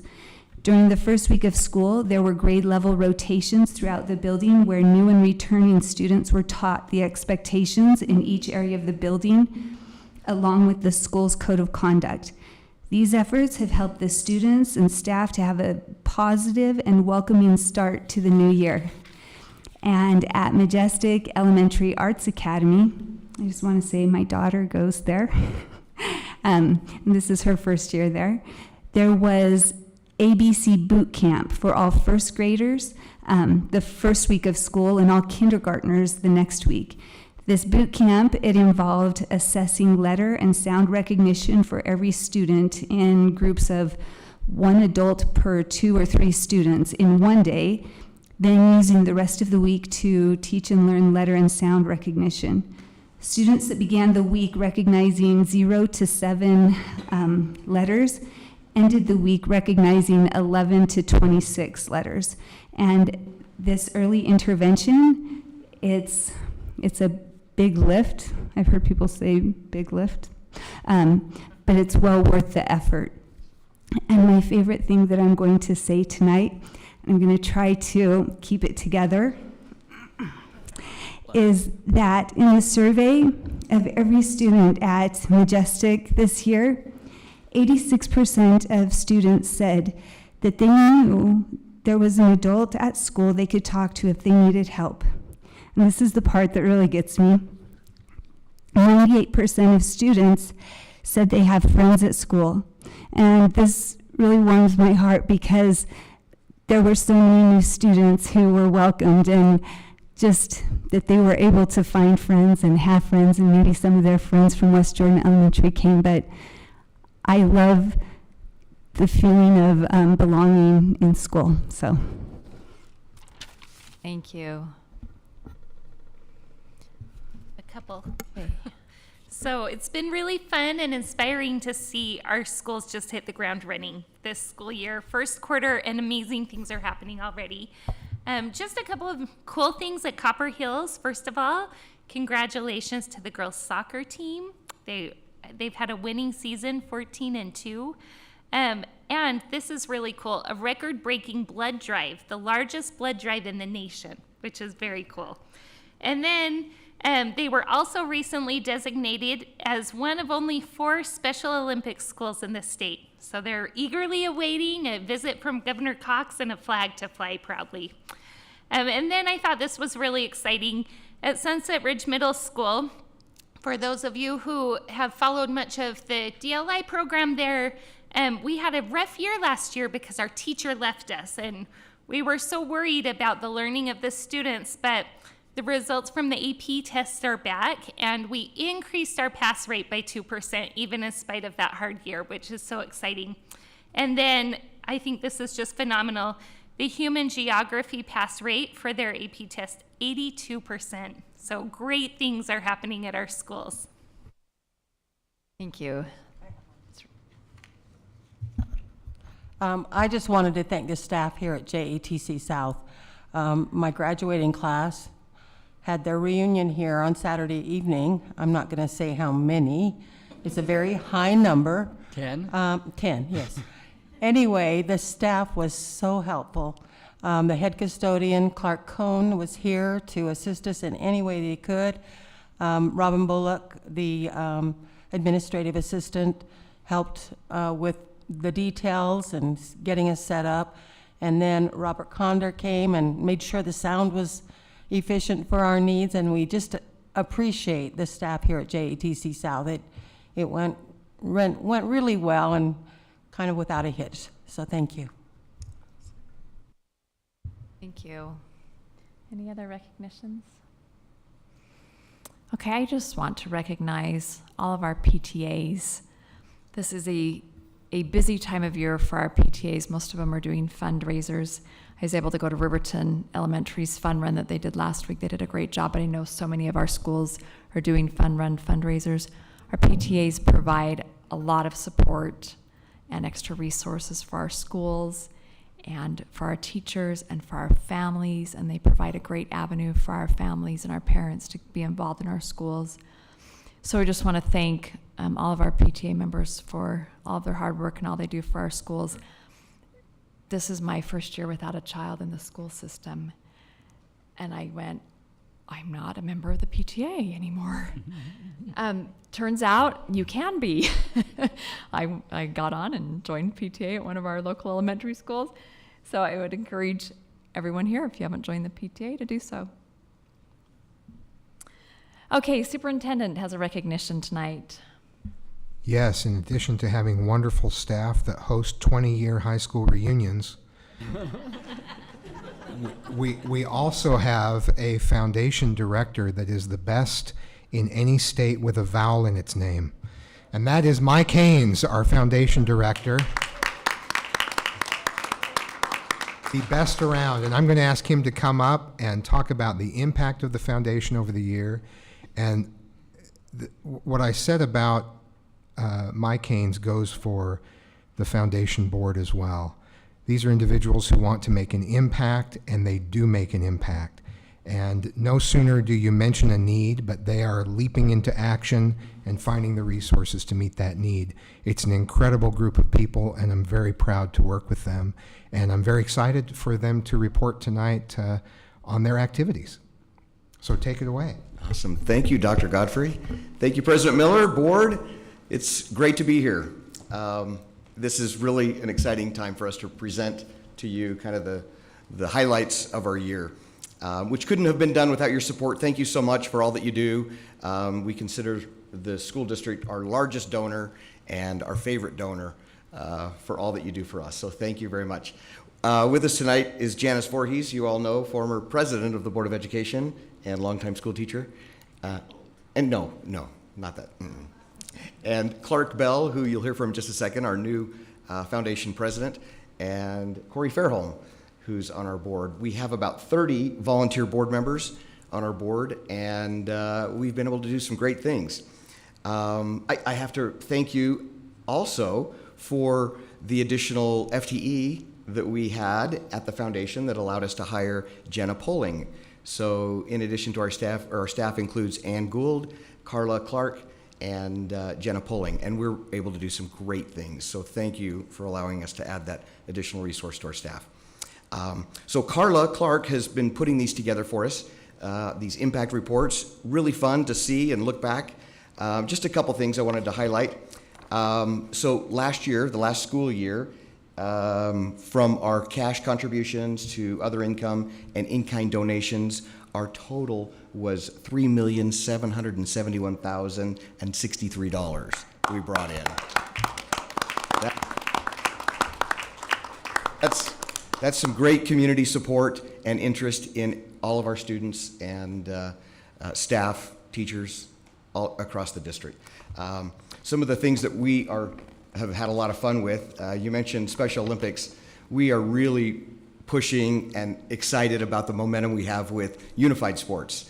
Last year we were able to raise $25,325 to support unified sports. We continue to fundraise for that very successfully. It's been a lot of fun. We're entering our third year to support the unified sports. We're seeing some great success and inclusion and opportunities that students didn't have before. A lot of fun. One of the other things, I think Dr. Godfrey has mentioned we have about 3,600 to 3,800 teachers, licensed teachers. Well, we keep pushing our classroom grants that every teacher is eligible to apply for up to $500 for their classroom. And we had the most ever for us, 1,303 teachers receive grants. So that's a big number and we hope to do more. That was almost $900,000 in classroom grants. So we've got a copy of one of these for each of you, but please notice the back where we specifically call out the Jordan School District and appreciate all that you do for the foundation to make what we do possible. And I'm telling you, it's so fun and rewarding. We had our annual board meeting a few weeks ago. 2 Thursdays ago. And it was great to hear each of these board members express some of the fulfillment that they have in being a member of the foundation. And every one of them had so much pride in Jordan School District, and it was inspiring to see so much good and great coming from this group of people. All of them very excited about working with the district and appreciate all that you do. So thank you for the great work that you do. And let's hear from Clark for just a minute. Hello, and thank you so much for having us this evening. First, I'm not a mayor of a city. I know some of you have asked that. I am not. My name's Clark Bell. I'm an entrepreneur, business leader, and community leader, and I'm so pleased that I get to now serve for the next 2 years as the president of the Jordan Education Foundation. I've served on the board for about 6 years now, and education is ingrained in the DNA of the Bell family. My mother was a school teacher, my mother-in-law was a school teacher, and my grandfather was a vice principal, superintendent, commissioner of education, and secretary of education for our great nation. So as you can see, education is very impactful in our life, and I love to serve. And your grandfather's name? Oh, and my grandfather is T.H. Bell under Reagan's cabinet. So at my college graduation, I still remember. What fantastic! Great. Yeah, thank you. I just wanted to we want to express our gratitude to the board for all the support that you offer our great foundation. We could not do it without any of your support, and we will continue to ask for that support moving forward, and we'll continue to do amazing work. The way that we impact these lives, and of course the impact that we feel by serving on the board and the ways that it changes our lives is amazing. And I just first and foremost want to thank you for that. Secondly, I'm the type of person, I always like to grow. There's always a new mountain to climb. And so I just ask that as you see these new mountains to climb, we will ask for ongoing support from you, and we will do our best to ask for that in a benevolent manner and doing it as much. Thirdly, I would like to, of course, just recognize 2 members of our board that are here today that do very impactful work. Dr. Anthony Godfrey and President Miller, thank you so much for your service on the board. And then lastly, I just want to recognize Mike Haynes, our good friend here, for all that he does for the board. He truly has a love for the kids, the teachers, the administrators, and all that they do. Thank you so much for this moment tonight, and we look forward to serving you guys for the next 2 years. Thank you.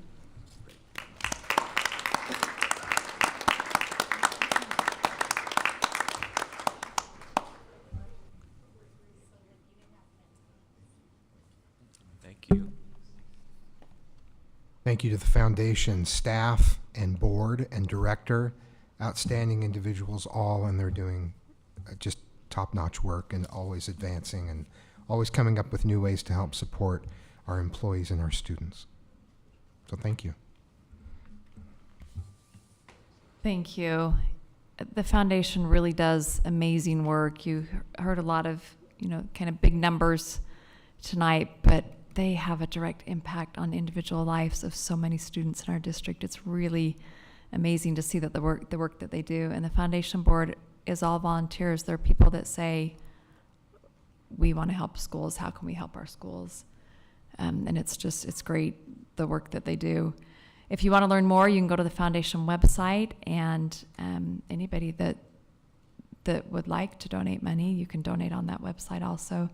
It supports teacher grants and Christmas for Kids and Principal's Pantries, so many great programs. So thank you, Mr. Haynes, for being here tonight and for all that you do.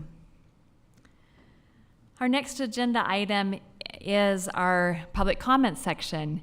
And this just really feels good, especially after talking about Constitution Month, that this is just an important part of the freedoms that we have. Here is the opportunity to be able to address government and address your problems and speak up for things that you would like to see happening. So we will start our public comment section. We will start with elected officials, and then we'll go to our patron comments. And For those of you that haven't been here before, just a couple of reminders. The board will not take public comment on personnel issues or statements regarding the character, professional competence, or physical or mental health of an individual during board meetings. So if it's about a specific individual, we ask that you just email us or talk to us separately. The board doesn't discuss items that are not on the agenda, so we will listen. Silence by the board doesn't suggest support or opposition. We generally will ask staff to follow up in the future, or we may address items at a future board meeting.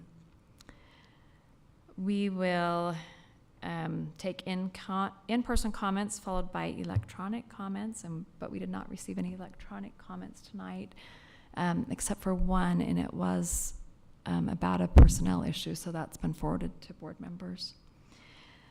When you come to the pulpit, we ask that you always state your name. I'll call your name out, but we need you to state your name so that we make sure we have the right person on the record, and then you'll be given 3 minutes to speak. We have a lot of people that have signed up tonight, so we ask that you please be respectful of the time.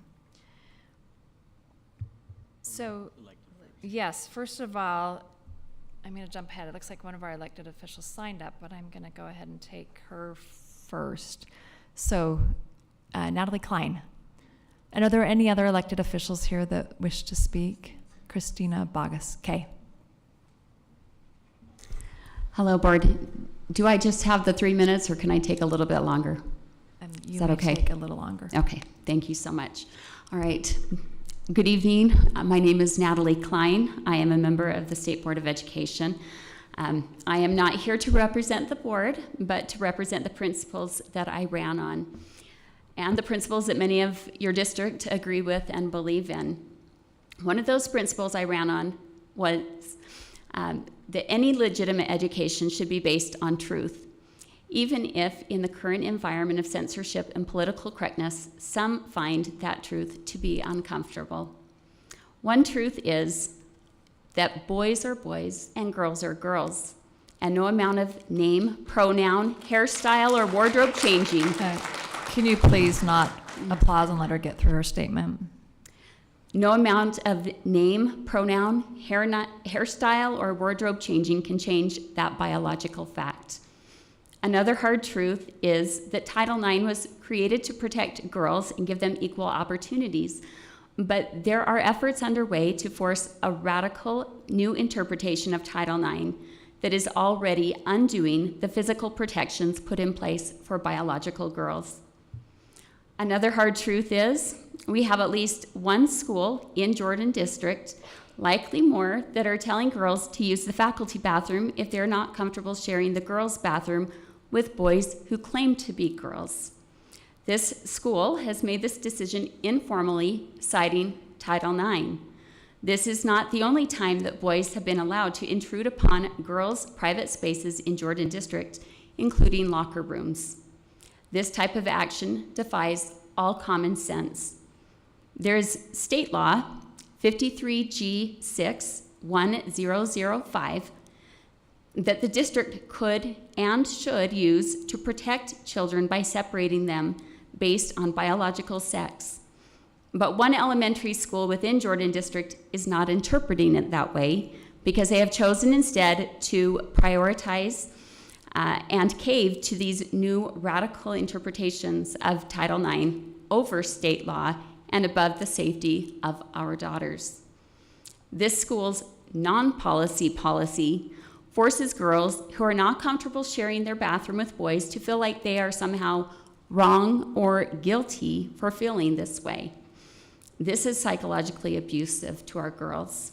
It is immoral for the school to attempt to condition girls to override their natural protective instincts in order to accommodate boys in their private spaces.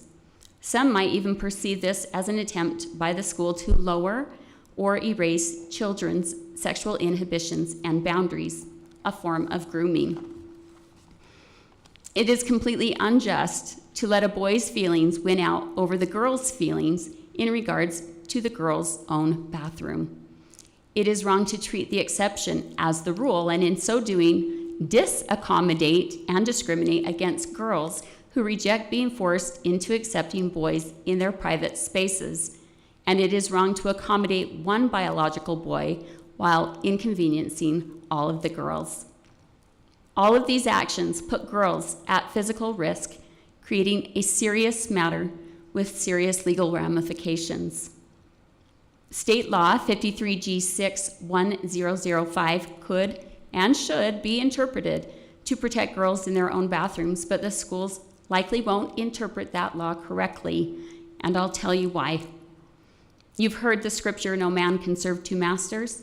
The same goes for schools. No school can serve two masters.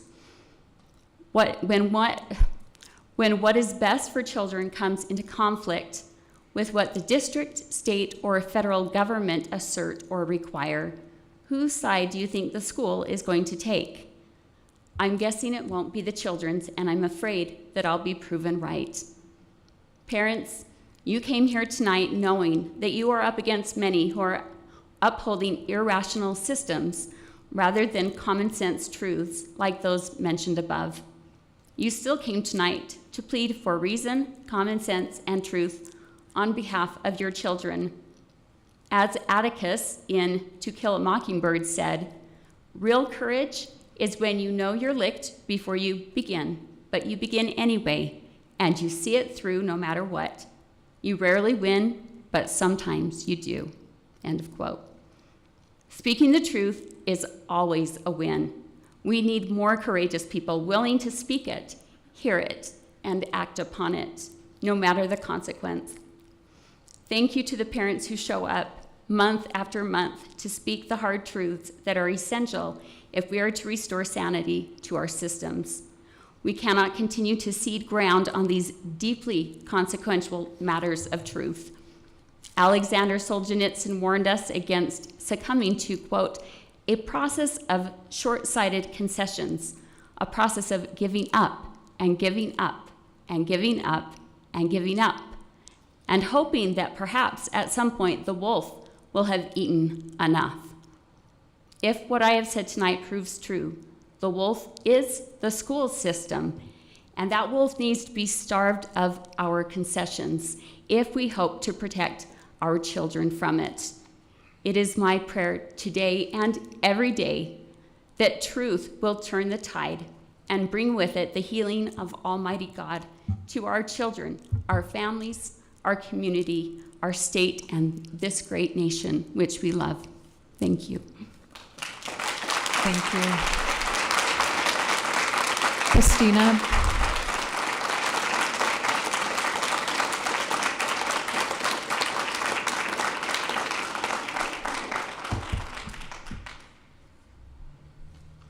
Good evening. I appreciate your time.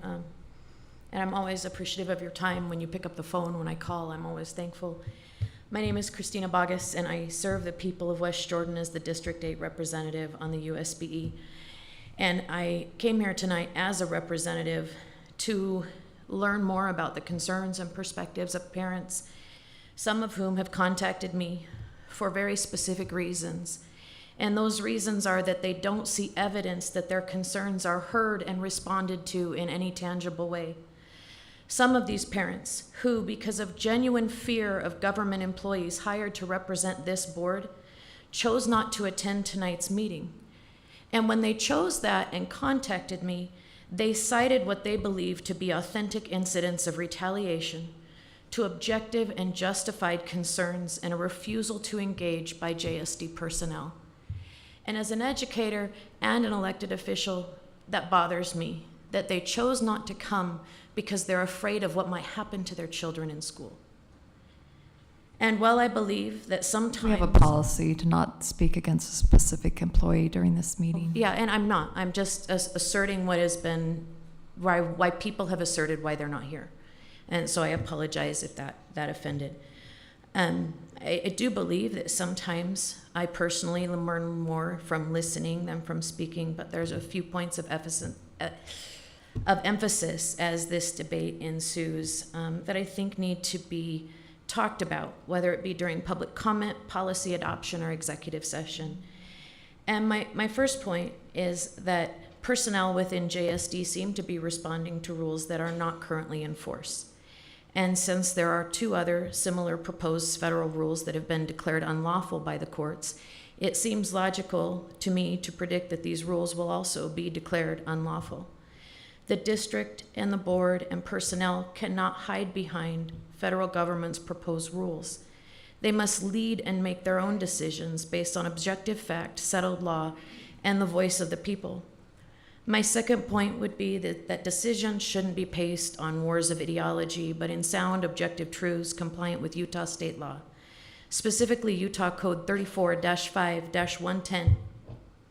This code makes use of the word reasonable, and specifically, it makes use of that word when citing an accommodation. Of course, the definition of reasonable in this extant code could be different for each of us, but it seems to me that elected officials and their personnel should use the definition of reasonable that is both codified and held by an overwhelming majority of the citizens who chose to elect them. My third point is that elected officials should not make decisions based upon the threat of lawsuit. Fact, reason, and settled law, including universal truths, should reign in our decision-making. Because this principle of reasonableness is also confirmed by Utah Code 53G-6-1005, I believe that the decisions made based on reasonable accommodations would be found justified through our courts. My fourth point is that adolescent biology cannot be changed by board rules and the natural physical responses of young biological males and how those responses may create inappropriate situations when exposed to young biological females. It is not just the young females we are protecting when we create separate facilities and enforce those facilities. We also have the responsibility to reduce the possibility of negative situations for those who are an exception to the majority. They deserve our respect as our fellow citizens. And again, reasonableness should be the guide. And I believe that is what we expect from our elected representatives. My other point would be that I believe as we navigate this situation, there are unintended consequences, and I would just ask this board to consider, have they been considered to their logical end? Finally, and coming full circle, I would ask you to consider what I call the proper role of government, which comes from the Declaration of Independence, where we can cogitate on the phrase, to secure the rights of the people. During what we now call COVID, Utah citizens saw local abuse of the people and inaction of local government. And as a result of that, we saw the legislature respond to local inaction and secure the rights of the people. We've seen the legislature respond to local inaction on the issues of porn in schools, transparency, critical race theorem, and praxis, among many others. And it is my request to you, on behalf of my constituents, to secure the rights of these young girls while accommodating and honoring this young man, and to lead out in this state by saying to the legislature, we got this. We don't need your help, we got this. We intend to lead locally. I invite the school board members to respect the people who elected them and to create policies that honor the concerns of these voters and fall within the boundaries of current Utah law, not proposed and stayed rule. Because I believe without local action that's poignant and purposeful to these very real and justified concerns, I do believe that there will be a legislative response to what I call local inaction to secure the rights of the people. And these are the things that I would ask you to think on today. So I thank you for your time, and I look forward to our continued work together. Thank you. Thank you.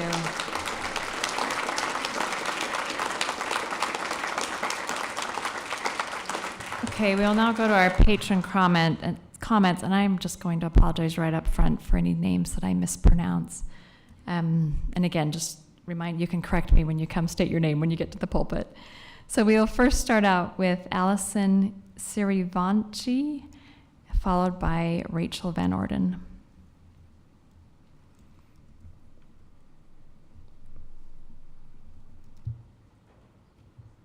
So I'm here to address the board as the father of Allison Sirivanchi.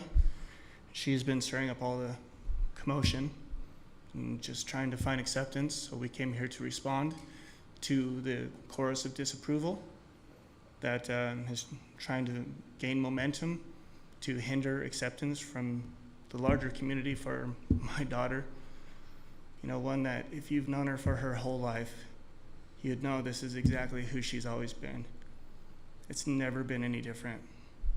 You know, and she doesn't have any charges of predation, of trying to circumvent privacy. There's no problem. So when she goes to use the bathroom, her friends that are girls say, well, I don't understand why you're using that other bathroom. You should just be using the bathroom with us.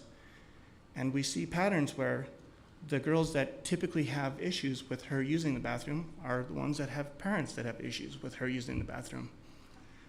So she's just a child, the same as everybody else. You know, she's not looking to hurt anybody else's children. And if they spent time with her, they would know her humanity. And they would just see, yes, you're just a normal, natural person too. And so if you'd like to, you can introduce yourself. Do you want to?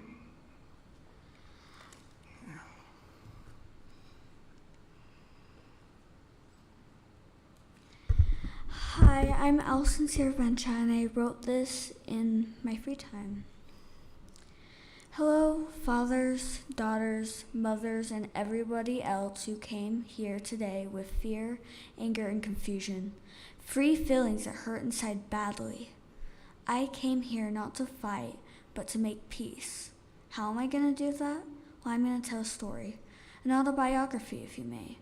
Well, as far back as I can remember, I always chose dresses, makeup, wigs, and dolls. My first Halloween costume that I chose to do was a zombie vampire bride. So weird, right? Who thinks of that? Well, I did. I remember the first dress I wore was a pretty white gown. When I wore it, it felt special. Not like anything else. It was the best feeling. It felt like magic. When my loving mom first curled my hair and I looked in the mirror, I wanted to cry because I saw not the person I was supposed to be, but the person I am. Because when I imagine myself as a grown human, I see a woman dancing in a white dress through a meadow of flowers. And when I see that, I know that's who I am. And I just want the space and acceptance to be me. Thank you. Okay, so we've heard people talk about abuses and what that is. I mean, she's experienced that pretty much every day where she comes home and she has to ask me, Dad, how come it has to be this way? Is this not right? Is this, every day she has to defend herself.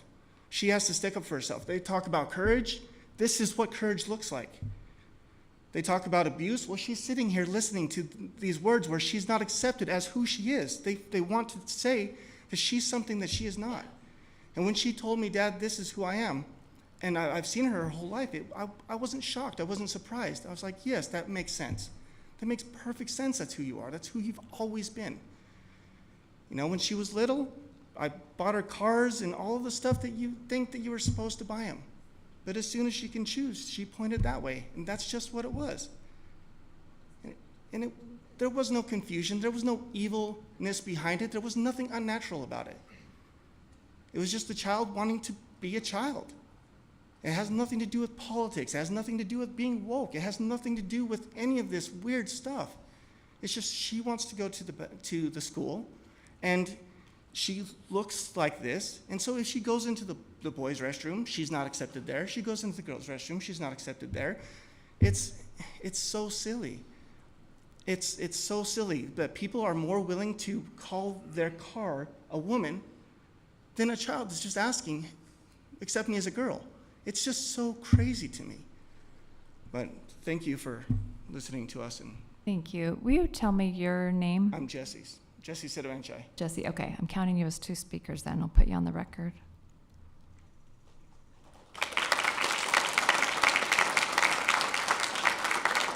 Okay, we've got Rachel Van Orden followed by Randy Hoffman.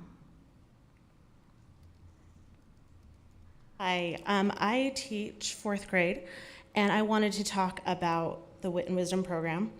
I appreciate the thoughtful consideration that has gone into this, and I think the kids will be very excited about reading trade books as opposed to just a Basil reader. One thing I want you to consider, if it hasn't been considered What's already. your name again? Oh, I'm sorry, I'm so Rachel sorry. Van Orden. Thank you. I apologize. She said it right, so I was like, okay, whatever. Just to consider that in the original program as it is written in 4th grade specifically, a good chunk of the year is focused on the Revolutionary War. And just like our Dr. Godfrey said, in 4th grade, we talk about Utah history. And that makes it harder to use the best practices that we know as teachers to integrate our lessons. So if it hasn't been considered yet, with the committees that are approving the books and making sure that they are age level appropriate, I would also ask to make sure that they also, as much as possible, fit with our Utah core curriculum with social studies and science, so that it's not being duplicated with things like the Revolutionary War, which are super vital, obviously, but not necessarily in our curriculum in 4th grade, because we still need to learn about Utah history. So thank you very much for that. Thank you. Next, we have Randy Hoffman, followed by Carly Lewis. Hi, I'm Randy Hoffman. So Natalie Klein spoke specifically, or mentioned some of the dangers. I wanted to speak again on the same topic of bathrooms and lockers being separated according to biological sex. So I want to dive into some of these potential dangers.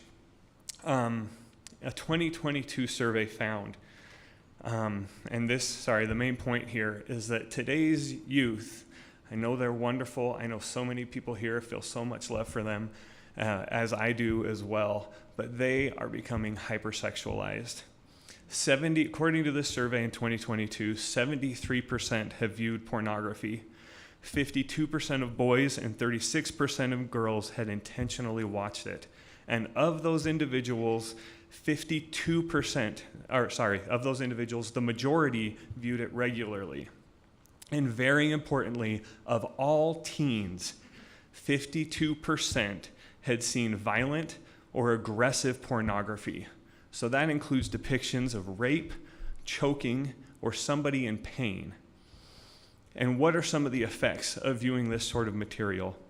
It's been found that early exposure to any pornography for males predicted more sexual harassment perpetration.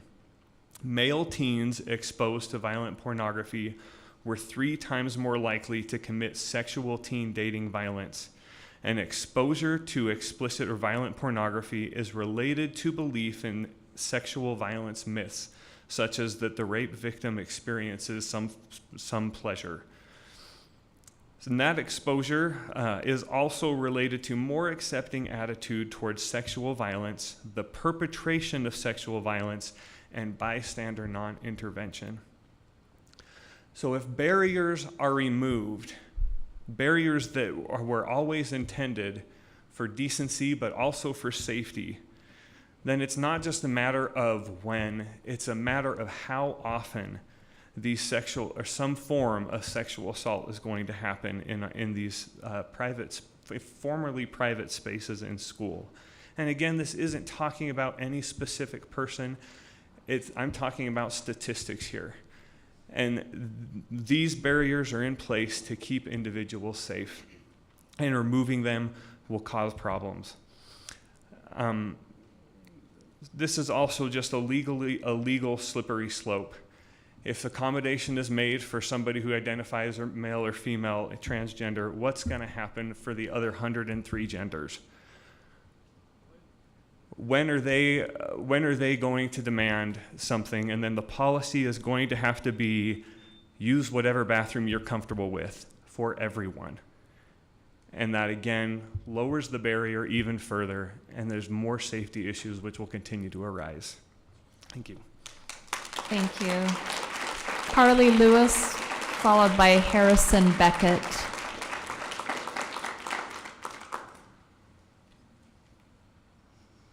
Hi, my name is Carly Lewis.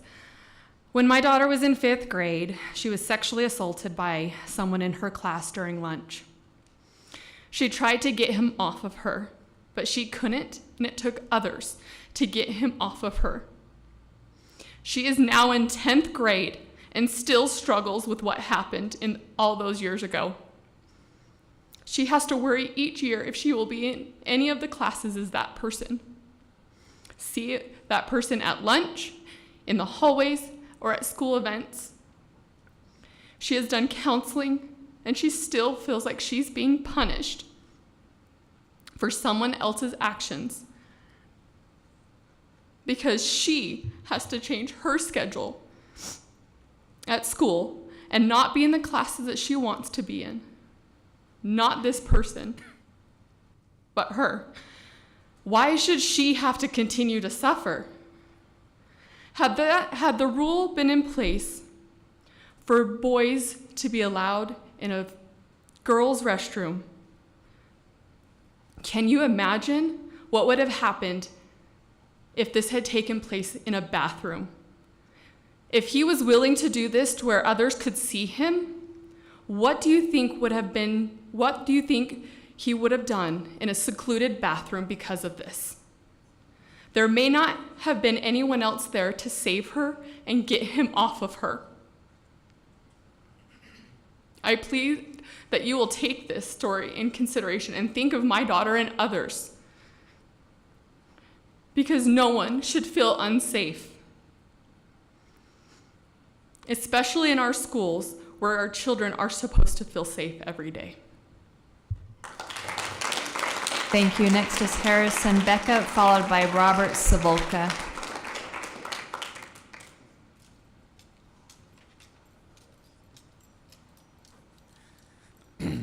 I'm Harrison Beckett. I am a teacher and librarian at Fort Harriman Middle School, and I just wanted to share some information about Fort Harriman Middle School's library and the students there and with the board. In the first 24 days of the school, students have checked out nearly 800 books from the library at Fort Harriman, and during the same period of time, more than 1,300 titles from the district's SOAR collection, which is great. We love having students in the library, and we love that they enjoy reading. I have hosted 33 class visits to the library since the first day of school, and during the same period of times, we've had over 3,100 lunchtime visits to the library where students are able to play games, board games, read. They're able to visit with their friends in a more mellow environment than the lunchrooms that can be a little bit crazy. And we so are grateful for the time and the opportunities that the students have to come to the library. Since the first 2 weeks of school, I was able to solve more than 250 tech-related problems for students related to their Chromebooks and to their iPads. And then we also were successfully able to deploy over 400 iPads and 800 Chromebooks to our students. Wanted to tell you guys and to express thanks and gratitude for continuing to fund public libraries in our schools and making sure that we have certified librarians available for our students. Thank you. Thank you. Next is Robert Savolka, followed by Sean Mathis.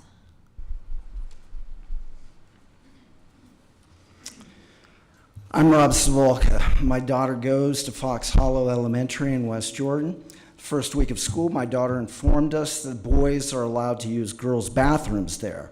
The school told me that there's nothing that can be done given Title IX. Cop-out. There is no settled federal law here. Fox Hollow is acting unreasonably following federal recent guidelines over the overwhelming majority of parents throughout history. Further, despite what Fox Hollow claims, they are not affording reasonable accommodations. Last year, if one didn't feel comfortable using their biological sex's bathroom, they used a private single-stall bathroom. That was reasonable. However, allowing boys to use girls' bathrooms now is completely unreasonable, even if Fox Hollow minimized the chances of that happening. Why unreasonable? 5 points. 1, simply claiming to identify as a girl doesn't entail they are girls. Fox Hollow favors a subjective claim rather than objective scientific fact. This is an educational institution which should be promoting science. Instead, they're promoting lying and going against their stated value posted outside their office to do what is right. 2, it is pragmatically unreasonable. What is more likely to be occupied, single or multi-stall bathrooms? So the former should be used by the minority, not the majority. 3, Fox Hollow is not upholding another of their stated values to respect self and others. This just isn't fair or respectful to girls. 4, Fox Hollow is not upholding their last listed value to make safe choices. Who's more likely to get UTIs from waiting for a single stall bathroom to open up? Further, who's now more likely to be sexually assaulted or subjected to peeping toms? These are happening all over the country. Now look, I'm not claiming, get this is very important. I'm not claiming that those who identify as the opposite sex are more likely to be perpetrators of such crimes.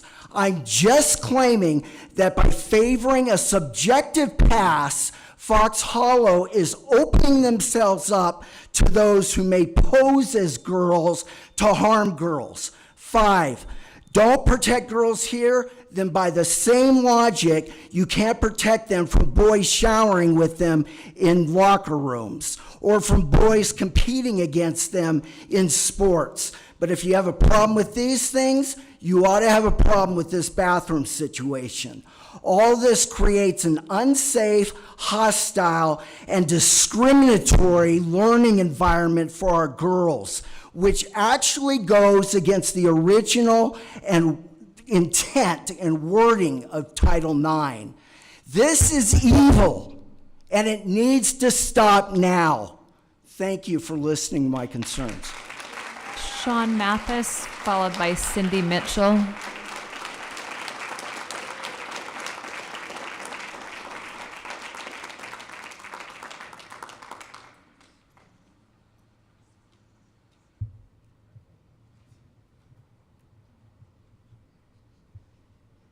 Hi, my name is Sean Mathis. I, along with many of the parents here tonight, are very concerned with the direction this board is taking. For far too long, this board has chosen to allow and support pornography, filth, and other immoral behavior. To justify your actions, some of you say, if it doesn't have pictures, it's not pornographic. Others claim that immoral behavior is tolerable as long as it gets kids in school. Others of you have made the ridiculous claim that you won't impose your morality on others. Instead, you allow immorality to be imposed on all of us. Each of these justifications is short-sighted and foolish. To think that you can be neutral in your fight against those who attack our children with their immorality is impossible. When you have the power to create and enforce moral policy and then choose not to, you have chosen to support the small minority who push their immorality on everyone, especially our children. Speaking specifically on pornography, I've handed each of you a document that contains the material this board has approved through its secret committees.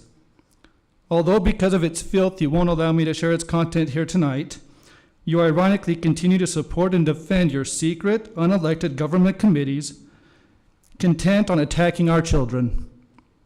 You, therefore, have given your endorsement to the pornography being peddled to our children. This is what you are doing, regardless of your hollow claims that you oppose pornography. You rejoice and call it a success that you've hired so many counselors to help make our children happy. Can you not see that your actions are a key factor in their unhappiness?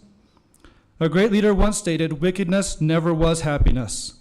Unfortunately, the Jordan School District, upheld by you, has decided that pornography being handed to children is okay, that enforcing a dress code is unnecessary, that vile and profane language is acceptable, and that boys are permitted to invade girls in their bathroom.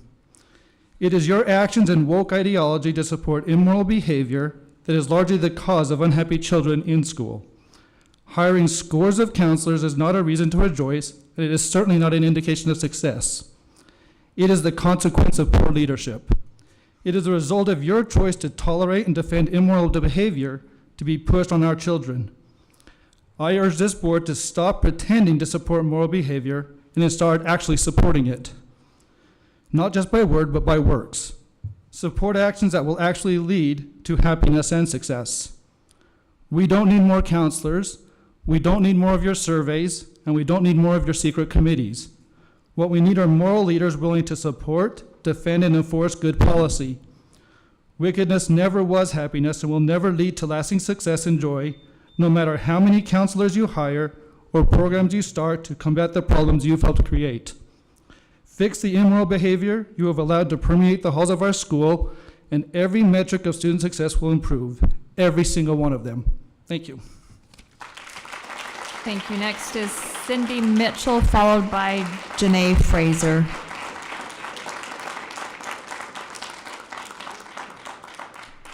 Well, hello.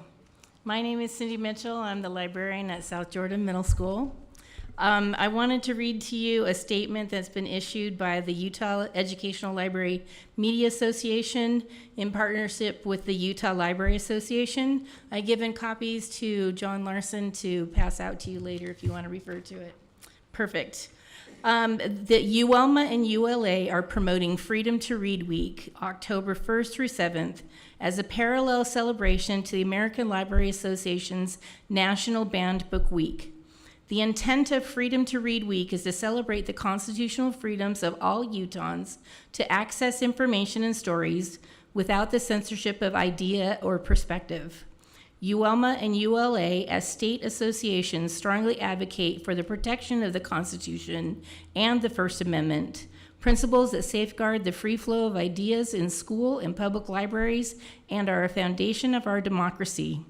Young learners and their families have First Amendment rights of speech and expression. School and public libraries offer equitable access to a wide range of age-appropriate materials and the opportunity for young learners and their families to exercise their intellectual freedoms to inquire, study, and evaluate information and stories through reading. Freedom to Read Week celebrates the power of choice and self-selection, which allows a young learner and their family to locate and access titles that are a right fit for them. Librarians and their libraries are partners with parents and their children in providing opportunities for learning through imagination by providing access to popular fiction and for learning through information through the reading of high-interest nonfiction. Research shows that reading is an essential academic skill, maybe even the most important, because if a young learner can read well, they can learn anything. To support the acquisition of reading competency and to foster the love of reading, a young learner needs a place to practice reading skills outside of the classroom, just like an athlete may need a field or a gym to practice their sport.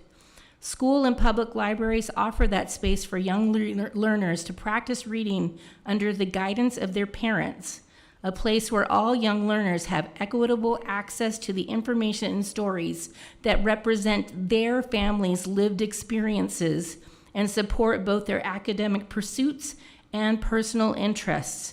School and public libraries help make young learners' hopes and dreams come true. Join UELMA and ULA in celebrating the freedom to read during the week of October 1st through 7th, 2003. Thank you. Thank you. Next is Janae Fraser, followed by Adam Shiftlett.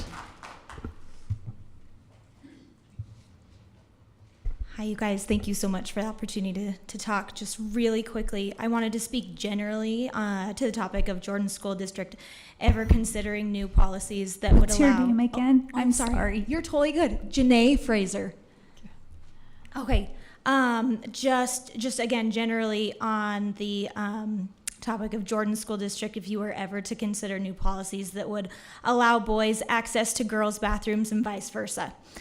We cannot prioritize the feelings of boys over the safety of girls, however genuine those feelings are. The way to help one student is not by hurting another. And make no mistake, it would absolutely hurt the little girls and young women of the Jordan School District.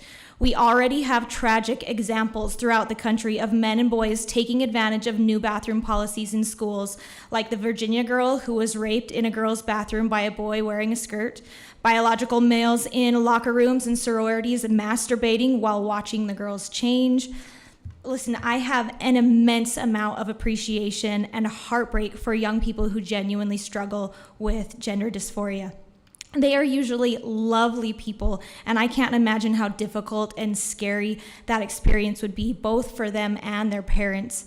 But we've already seen the opening up bathrooms to anyone and everyone does not work. So that's going to be a hard pass for me on boys and girls using interchangeable bathrooms, locker rooms, etc. And once again, we must prioritize the safety of girls, all students, over everything else. And if you as a board could take the lead in that effort of protecting both boys and girls in their private spaces, we would all be eternally grateful, because things like this truly do have eternal ramifications.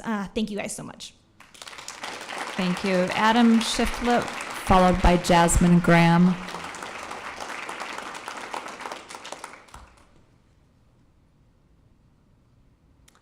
Hello, and thank you. My name is Adam Shiflett, and I'm here representing my 11-year-old daughter who actually attends Fox Hollow Elementary. Sorry, I'm taller than I thought. That doesn't count towards my seconds, does it? I just want to express the concerns that she had upon finding that at the beginning of this school year, a biological boy would be sharing the bathroom with her at this school in Fox Hollow.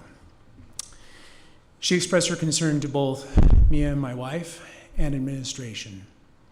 The response that was given by the administration was that the other student and their comfort was more important than hers. Not directly, but indirectly, in saying that that student was under consideration and not her.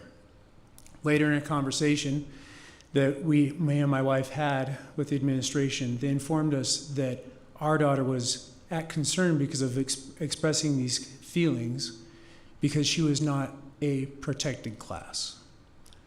I will say that phrase hurt and offended me, that my daughter was not protected, that she was not considered for her concern, and that someone else's concern and their own comfort was placed above my daughter's.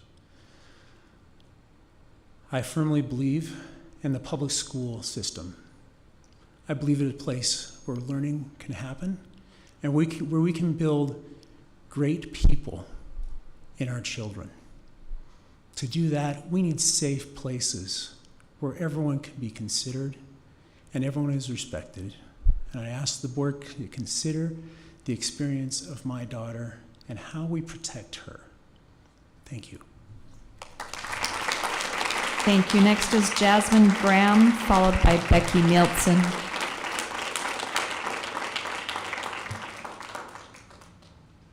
Jasmine Graham. Going once, going twice.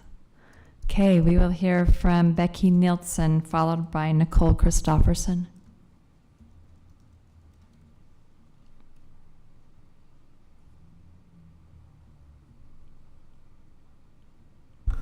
Hi, my name is Becky Nielsen.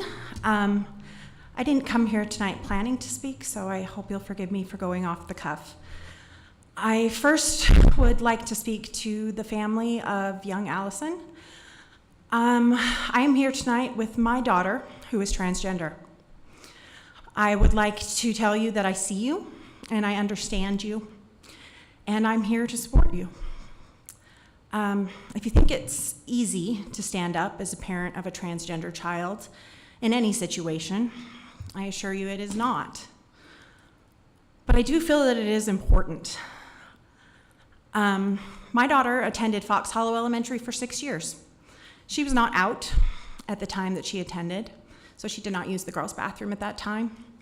But she did go there, and it has been my experience as somebody who was deeply involved in the school and in fact was PTA president for 2 years, that Fox Hollow is an accepting and a loving place. And I would like to reiterate my support for them in allowing this girl to use the bathroom that aligns with her identity.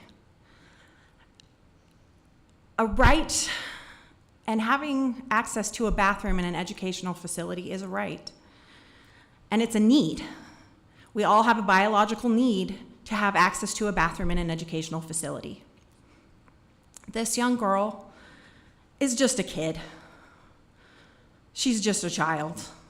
She's not there to indoctrinate anybody. She's not there to convert anybody. She's not there to attack anybody. She just wants to use the bathroom. And I can tell you, it's hard to send your transgender child out into the world. It's hard because you don't know how the world will treat them. You don't know what people are going to say to them or about them. But transgender people are real. They are real people, and their identities are real. This is not a religious issue.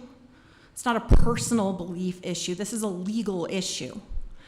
And Title IX has, despite what some people have said here tonight, indicated that it protects the rights of, yes, girls, and this young child is a girl, to use the bathroom of their identity. So I would ask tonight humbly that the board uphold that and allow this girl to continue to use the bathroom and encourage others to frankly leave her alone and not attack a child and let her use the bathroom that she identifies with. Thank you. Thank you. Nicole Christofferson, followed by Mary Anderson.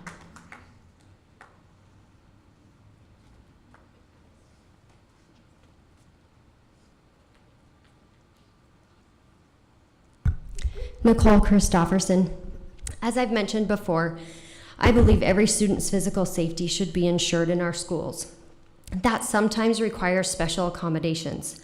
However, someone's request for safety can never require the presence or forced acceptance of an unwilling participant or group of participants. And it certainly shouldn't displace an entire group of people. Every cell in the human body contains and is impacted by the expression of sex chromosomes. Their effect can be altered, but not eliminated entirely by any drug or surgery. The sexes are not the same and cannot be made to be the same. An imbalance exists no matter what. Historically, to counter this imbalance, females have operated under the assurance that they have their own private space to ensure their physical safety when they're in a state of heightened vulnerability, such as in a restroom or locker room.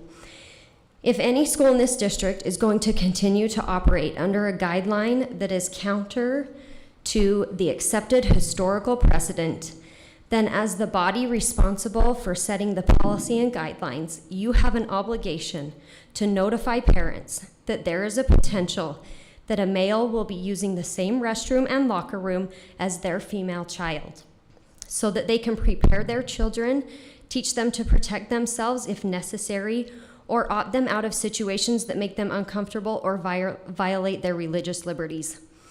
I am sure not every person who identifies as transgender is a danger or a threat. However, it doesn't mean that none are. We have seen this in a Loudoun County, Virginia school. We have seen it in our own schools, and we continue to see it in settings around the world. It is not your place or the administration's place to determine who may or may not be a threat. It is also not your place to tell students who they must be comfortable being around, especially when they are in a state of heightened vulnerability. This is a situation in which every parent and student should make a decision based on their right of conscience. For that reason, it's absolutely necessary that you publicly create a policy that's accessible to every parent, or send an immediate notification to every parent in the district that the potential exists for their female children to be sharing historically private spaces with male students so that each parent and student can make arrangements or adjustments as they deem appropriate. Thank you. Thank you. Next, we'll hear from Mary Anderson, followed by Jennifer Rollins.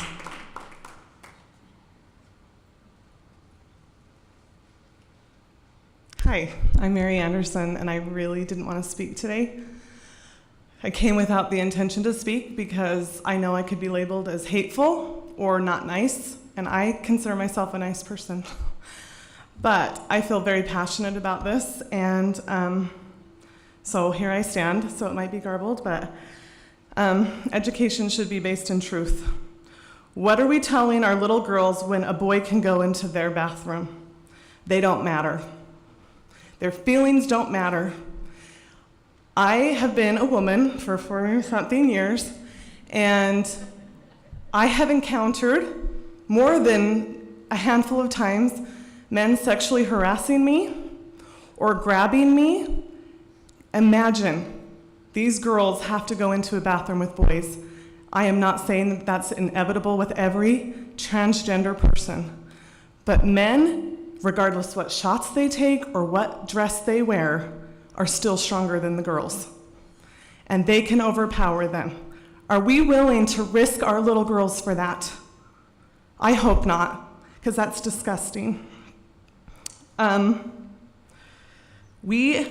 are the feminists on this issue? They have disappeared. We have fought for years to get men out of our spaces, and they're back. And they think if they put on a dress, they're a woman. That is not a woman. It's disgusting and offensive to say, I have makeup on, I have a dress on, now I'm a woman. Bull.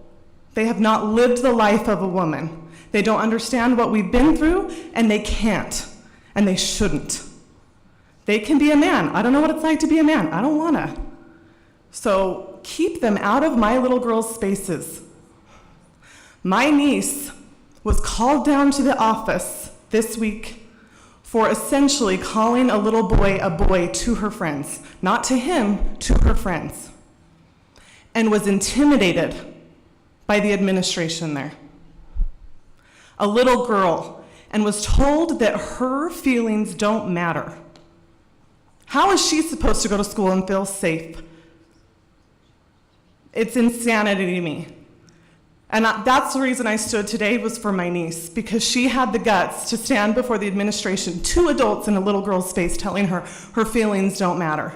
And I'll tell you what, my kids have been called far worse on the playground than the opposite gender that they feel they are. And nothing's been done like that. And I'll tell you why.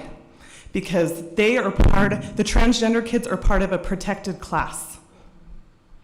Why isn't my child part of a protected class? What did my kid do wrong? Henry is in 4th grade, and what if he tomorrow decides he wants to be king? Do I have to tell everybody to call him Your Royal Highness from now on? Does he get a throne? How are you going to accommodate every child's feelings? You have to think of that. Are you going to accommodate that for every child that goes to Fox Hollow and Jordan School District? Think about your girls showering with a boy. And that's what I want you to think about when you decide how to go forward. Thank you. Thank you. Jennifer Rollins will be our last speaker.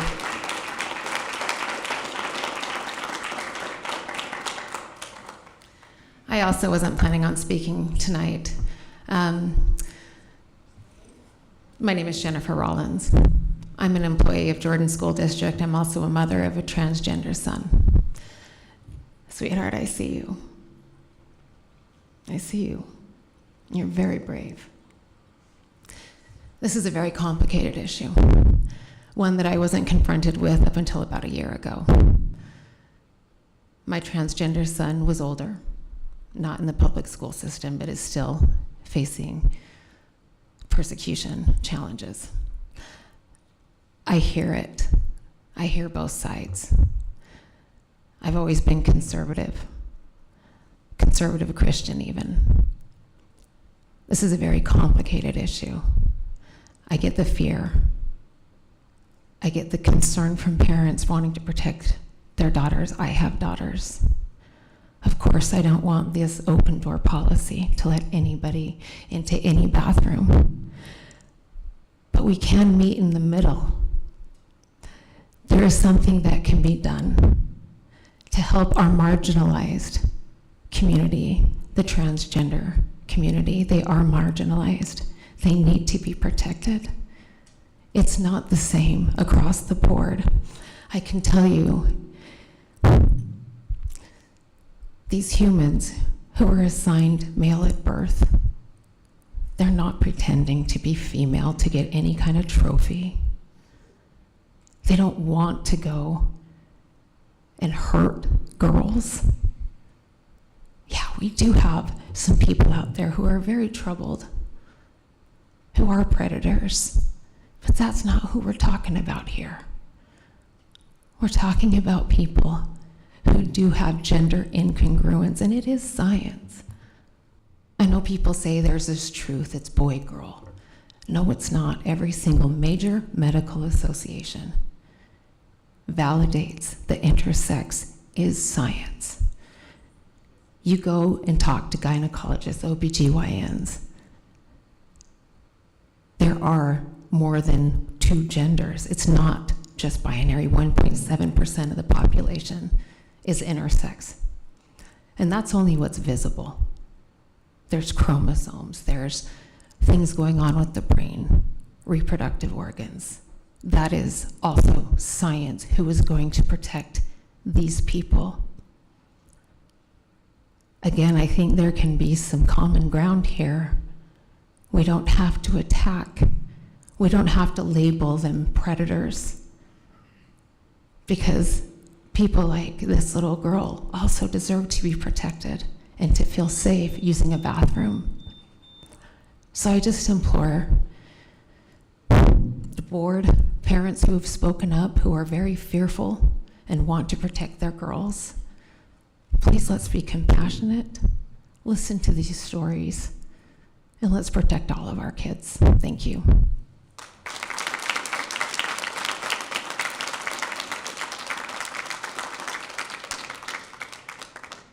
That concludes our public comment section. Thank you for all of those who participated, and we want you to know that we do take these issues seriously. We are going to move on now to some other business. Can I get a motion to approve the consent agenda items? I move that we approve the consent agenda items. I'll second it. Okay, we have a motion by Ms. Dean, second by Mr. Robinson to approve the consent agenda items. All in favor of this motion, please say aye. Aye. Is there anyone opposed? Okay, that motion passes unanimously. Can I get a motion to accept the consent agenda items? I move that we accept the consent agenda items. I'll second. Okay, motion by Ms. Dean, second by Ms. Richards to accept the consent agenda items. All in favor of the motion, please say aye. Aye. Anyone opposed, say nay. That motion passes unanimously. All right, we have a couple of bids that we need to discuss. First off, can I get a motion on the nutrition services bid? I move that we accept the nutrition services bid on smallwares and kitchen supplies. I'll second. Okay, we have a motion by Ms. Dean, second by Ms. Richards to approve the bid on smallwares and kitchen supplies. Hey. Is there a discussion to that motion? Yes, that's why I was saying, hey, because I'm just interested in the smallwares and kitchen supplies. So anyway, this is the kind of stuff I'm really interested in. So, Dr. Godfrey, is someone here? Yeah, that can- I see Katie Bastian coming up. Thank you, welcome. Our Director of Nutrition Services is here to answer your smallwares questions. Thank you. So could you tell us what smallwares and kitchen supplies are? Yes, so they're not our large equipment. So smallwares, I'm Katie Bastian, Nutrition Services Director. Smallwares will range anything from small equipment like small ice machines, and then it's everything under the umbrella of bread pans, serving utensils, measuring cups, measuring spoons, anything that you use in a kitchen, knife, that's smaller than large equipment. So it's everything else. So yeah, smallwares includes all of that. And we work with purchasing to do a bid, and we have a company that we go with for the bid process, and we will purchase wares as they're needed, as they wear out, as schools need new items. Does that kind of help answer your question? That answers that question. So how do you know it's time to replace these small wares and kitchen items? Well, we rely on our kitchen managers and their expertise. But if it's something like an ice machine or something that can be repaired, we rely on our maintenance people to look and see, hey, can this be repaired, or no, at this point we need to purchase something new. When it comes to the rest of the kitchen equipment, our staff knows really well if a knife isn't sharp enough to be used. And so we want to make sure they have all the equipment that they need to safely and effectively do their jobs. So if things get bent, they get old, carts, the wheels fall off eventually, we make sure and get those items for them when they need it. And each school can order the items that they need through our department as needed. So. Okay, thank you. Yeah, thank you very much. I love that you love kitchen equipment. I spend a lot of time in the kitchen. That's good. That's great. Did you go to the pan sale? I did not. I wanted to, but I was so busy. I have gone to district pan sales before. Yeah. Yeah. Okay, thank you. I don't know if anybody else has questions. I have a point of clarification. Okay. On the justification letter, last sentence says the potential total annual cost, and then it lists an amount. And then in the summary of award, total awarded expenditure, an amount over 5 years. So I'm curious if that amount is for a 5-year period or a 1-year period. So I did see that the $200,000 would not meet the 5-year period. When we have a new school, like we're going to be opening the new hybrid school next year, to equip that school with all of the smallwares, that would be anywhere from, a little over $100,000 to do that. So it could be up to $200,000 annually, but it just depends a lot on if we're opening a new school or not. Does that make sense? So I don't think it's listed correctly in each of the documents. Yeah, I guess so. I'm wondering what amount are we approving here tonight as a board? Are we approving 200,000 or a million? If it's 200,000 over 5 years. I believe it was over $1 million when we worked with the purchasing department over 5 years' time. So is it up to $200,000 a year over a 5-year period? Yes. Is that the correct way But to say it? typically, we don't meet that $200,000 if we're not opening a new school. But if we are opening a new school, then we will hit that $200,000 with the new school and the other schools' needs, if that makes sense. A nice way maybe to look at it is it's estimated to be $200,000 a year for 5 years. When we open the new school, we'll likely go over that $200,000 that year, but we'll go under it other years. So the only amount you're approving is The $200,000. You're talking about a school now. the $1 million over 5 years. Right. Is that correct? I believe so. So it's $1 million over 5 years, and the reason for that is generally we're mostly under the 200,000. We may be over 200,000 in 1 year, but if 1 million total for 5 years is approved, then that covers the anticipated need. Thank Yeah. you. Yeah, thank you. Thanks. Anything else? Thanks, Katie. Yeah, no problem. Thank you. Okay, so we have a motion to approve the bid for up to 1 million over 5 years.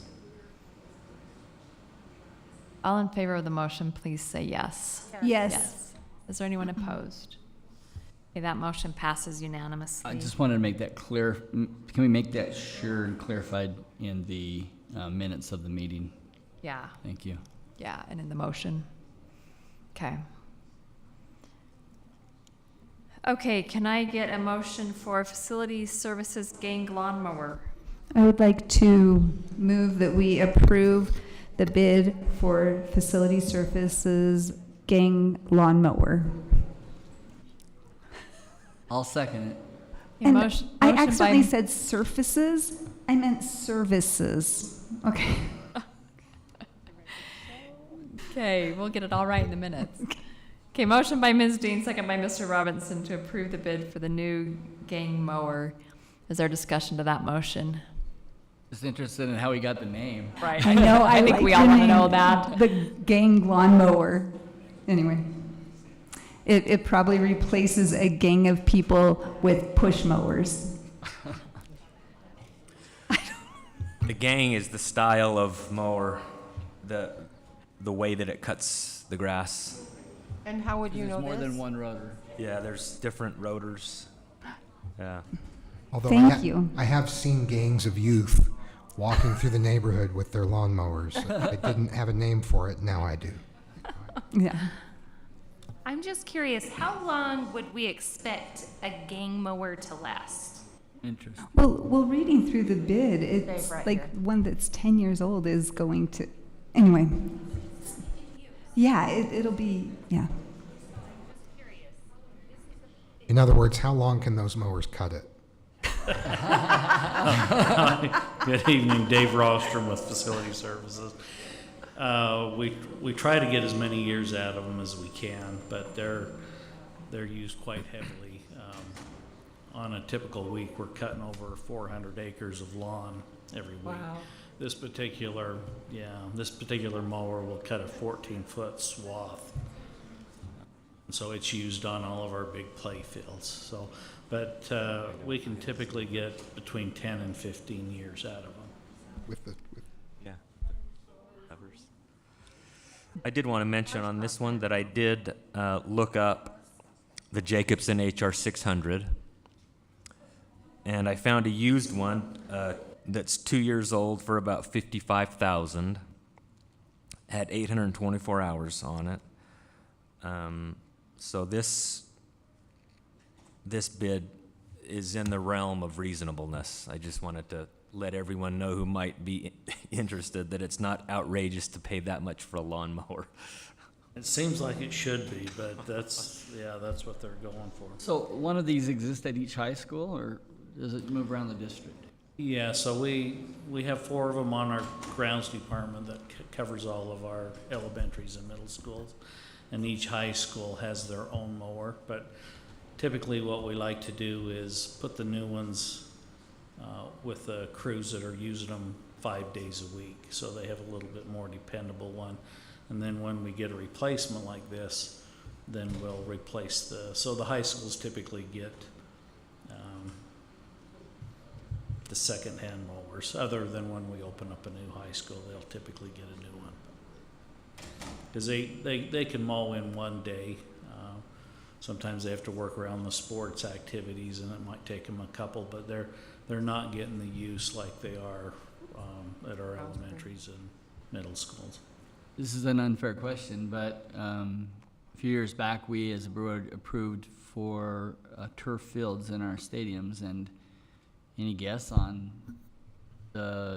was that extended the use for the mowers that we had? I mean, Yeah, I'm sure it would, because that's one less area that has to be, the mowers have to be used on.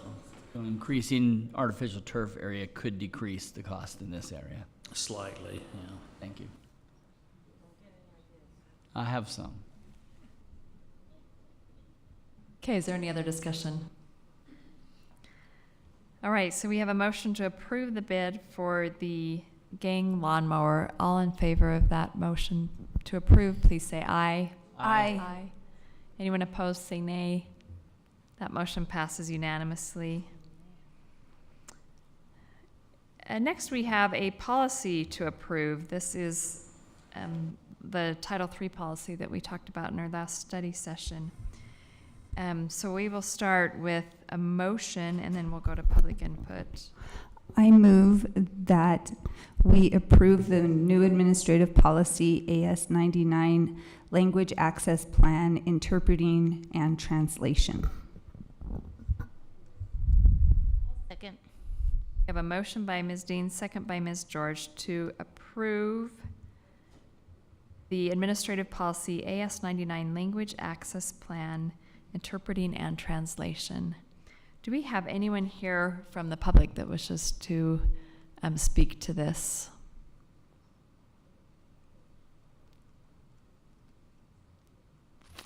Okay, seeing none, is there any discussion from the board? I wanted to reiterate my concern with the phrase "not limited to" that's kind of peppered throughout this document. I would prefer more explicit language rather than open-ended language when we're writing policy. It just doesn't feel, it doesn't feel right to leave it open-ended, to leave the decision as to what constitutes adhering to policy to someone other than the elected board up here, those who are supposed to be enforcing the policy. That's my objection to this language. I like it open-ended because I believe that there are probably situations that school administrators might face that we don't, I don't think we can name every single possible situation that might require a translator to help all parties understand each other. So I prefer it to say, oh my goodness, I said the word so often, not limited to. Yeah, I like it. I'm positive there are things we've left out. I'm not saying that this is exhaustive, but I would rather, as the elected official, be the one to address those issues instead of leaving it in the hands of the unelected people. That's my point, is I've been elected to make the decisions and to enforce policy and to write policy. I don't like giving away that right to staff. Yeah. Okay, is there further discussion to the motion? All right, we have a motion to approve the administrative policy AS99 language access plan, interpreting and translation. All in favor, please say yes. Yes. Anyone opposed, say no. No. Okay, that motion passes 5-1 with Mr. Barnett as the no vote.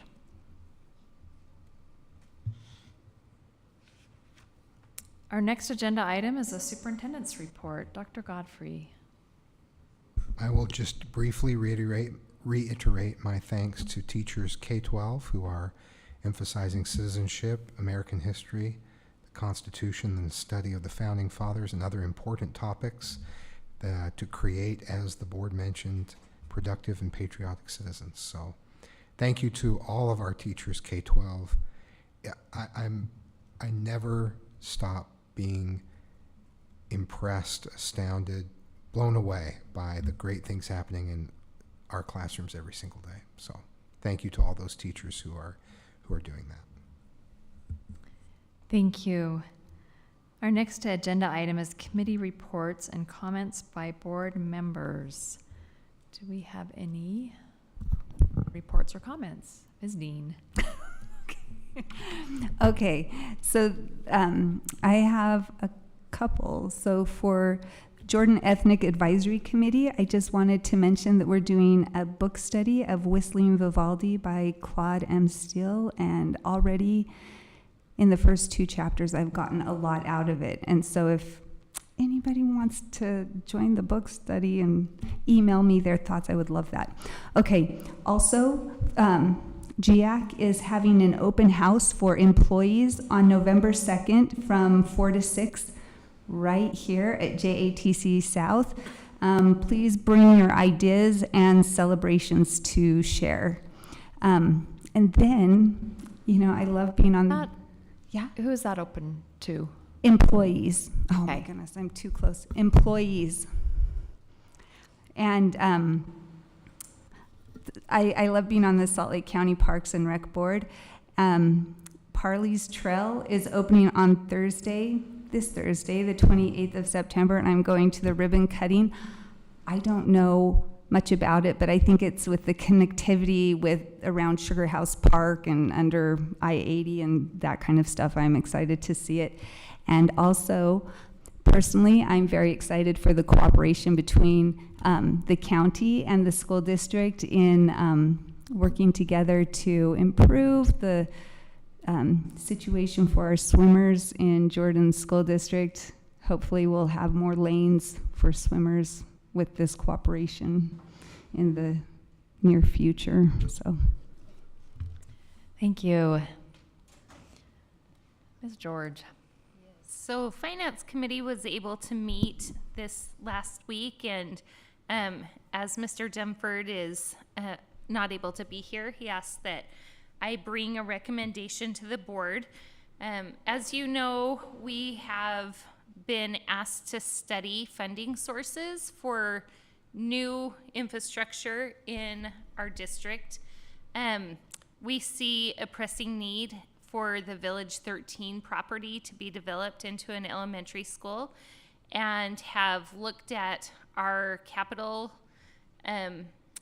fund and see that we have options for funding that. We've got cash on hand. We've also got the option of a lease revenue, and I don't think those decisions need to be made right now, but the recommendation of the Finance Committee would be to ask the board if there is any other information that they need in order to move forward with that project. Ms. George, can I? Please, yes. Some of the staff have also looked at that, and they're wondering if it might be better for Village 9 as we've gone and toured it. So perhaps a way to frame this might be, should we be moving forward with one of these two areas, anticipating the growth there? Okay. Which staff members were involved in that, Mr. Larson? We just, let's see, Scott, Mike. Scott me, Feston? Yeah. A group of us went out just to look at the growth in that area, the homes. So we're, I Kind of seesawing back and forth. Yeah, that's not the information that the Facilities Committee received from Mr. Feston, but maybe things have kind of heightened. I don't know. Things change fast. Well, we know that we're looking forward to his report. Yeah. In an upcoming board meeting, and so I guess the question then is, we just want to come prepared. So are there pieces of information that we can come prepared to supply the board with before moving forward with a new elementary build? I believe in our next board meeting, we'll be having our housing and enrollment report, and that's the information I need. I need to see updated projections. I need to see what our enrollment counts are and updated projections. And I think that will be coming to us. And then just from Finance Committee, whether they think we should take that from capital reserves or go with a lease revenue bond, or I know we don't need to decide that right away, but that would be the information I'm looking for, kind of the pros and cons of each of those two methods of funding it. I don't struggle with the exploration of this. I having a difficult time making these decisions without a long-term plan.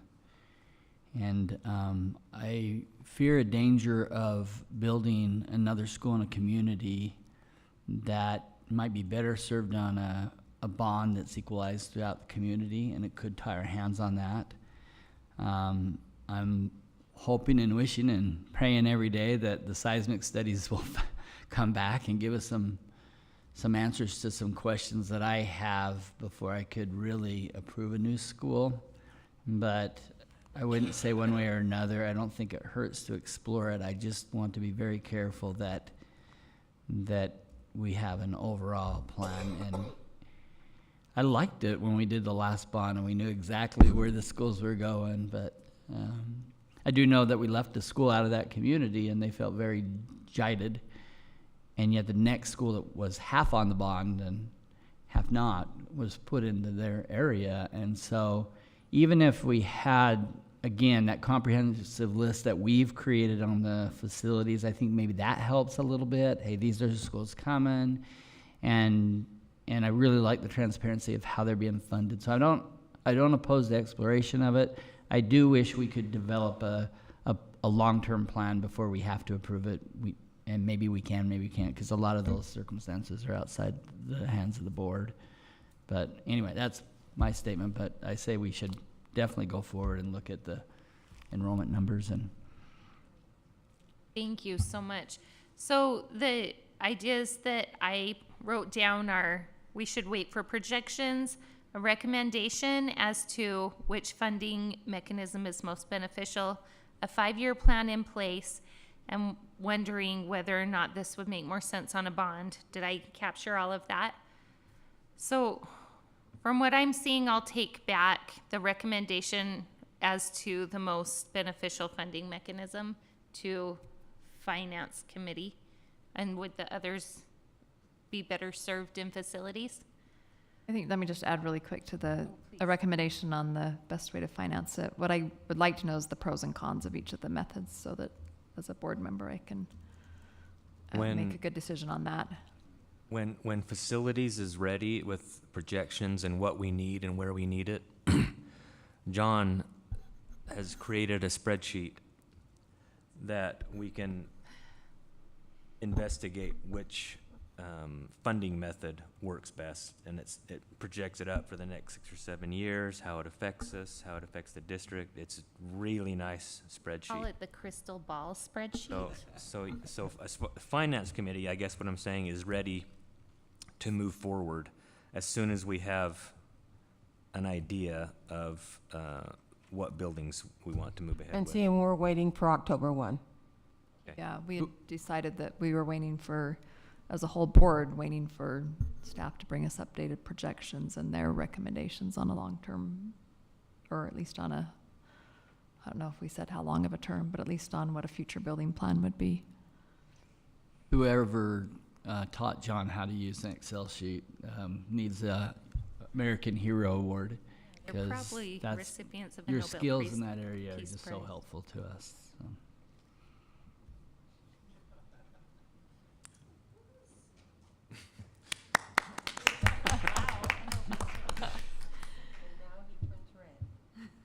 Probably Okay, his- thank you. Is that Right, we'll it's take probably that his back life. and Okay. come prepared. Okay. So we had, I have one for Jordan Parent Act Advisory Committee. We had a save the date on November 7th, 6:30. We want to change it from save the date to just have that be our meeting, if that's okay with everybody, if anyone saw any conflicts. I'll work with Mike Anderson and sending invites out. By then, we should be able to have the school community councils selected. What time does it start again? I think we decide 6:30. If that works for everyone. 6:30 is when we've done it in Done the it past. before. Okay. It was election day. I thought they changed election day, didn't they? Did we establish that last time? They changed it to the week of Thanksgiving. Yeah, it was, I believe it's changed, but can maybe someone verify that real quickly? Yeah. And then I was just looking for how to do it. So I think I was elected appointed chair, but I don't think we really put a committee together. We had some people work with me last time. Where is this? Where's the JPAC meeting? Right here. Right here. Yeah. How do you want us to go about creating content for this meeting, and is there topics that people are interested in? And we usually go about maybe an hour to an hour and a half, I think. So we are, in fact, can you hold off just a couple days on sending out anything? Yeah. On our agenda, the project team for Portrait of a Graduate on Thursday is going to be discussing how to involve different groups in the process, and there may be the potential to involve JPAC in the Portrait of a Graduate process. Perfect. So I'd like to have that discussion with our project team and education elements first, because maybe that is a potential topic for this meeting. Yeah, and we could also go forward with the meeting day and and change the topics depending on your needs at that time too. And I have an idea too that of a possible JPAC topic is training on how to interact with elected officials with things that and how the legislature works, you know, how lawmaking happens, and then people, if they want to pursue something with their school community councils, I think that would help them to have tools. And we set this up for 2 meetings a year, but I think we gave some leeway that we could develop more than 2, depending on our needs. So I guess, do you want me to just work with Mike and you all submit ideas, and then we'll bring back, maybe between Mike and I, Dr. Anderson, next meeting, a couple possible agenda items? And who are you from this board is to attend the meeting? And that's another part of the question. So do we want to open meeting it and have everybody? Do we want to, I think with LEAC, we've limited, we've done it both ways. We usually limit it to 3, but I think last time we opened it up. Yeah, in the past, we did have 3 board members, and we kind of rotated through. I believe if we're just listening and not making any decisions or taking any action, more than 3 board members can be there. But we have to. So I Like guess it sit at depends on some different of the tables topics, and right? stuff. Yes, we have to. That's how we did it that last time, because we were each sitting at different tables. So we weren't discussing anything as a board. However you want us to do it. I thought both were very effective ways. Maybe it depends on the topic. Yeah, so why don't we just, can I ask the board to send me or Dr. Anderson the topic and ideas? We're gonna probably limit it to 2 to 3, and for this meeting, and then let's look at the topics. If it's portrait of the graduate, for sure, then I think maybe all of us need to be there. You know, but maybe something else we could limit it, you know, depending on, and I wanna be cautious of your time, because we do have lots of meetings. I like the idea of sharing or talking to them about how the legislative process works and how to get involved there. That would be a good opportunity for us to share our legislative priorities with the parent group too. The other topics I was thinking of is a little bit of training about how school community councils work. There's been some re-emphasis of some of the ways we organize them, and that would be nice. And our curriculum, we've approved new curriculum, and maybe an update of that might be good. But again, bring those topics, let me know, and then we'll put something together before our next meeting. In fact, maybe we'll just ask that be on the study session topic. And then we can talk a little bit more in depth. Thank you. Okay. I have a couple of updates. First of all, Utah School Boards Association, their regional meeting is tomorrow night. That's at 6 p.m. Is tomorrow Wednesday? Yeah. Tomorrow at 6 p.m. It's at the USBA office in Sandy. And that is a good opportunity to give feedback to the officers, you know, particularly about legislative items and the strategic plan of USBA. It's our opportunity to go and give feedback there. Jordan Education Foundation has an economic summit, and that is Thursday morning, and that's at 7:30 in this room. And that is breakfast, and there's a great lineup of speakers. The economic summit is really a great opportunity to just to learn a lot about, get a pulse on what's happening here in Utah and here in our area. And a lot of our business leaders are at that, along with a lot of our government leaders, city leaders are at that. So board members are all invited and welcome to attend. Hopefully you've already RSVP'd. If you haven't, there is still room to come. Just a quick update on our Portrait of a Graduate and strategic plan process. We'll have a formal report at our next board meeting.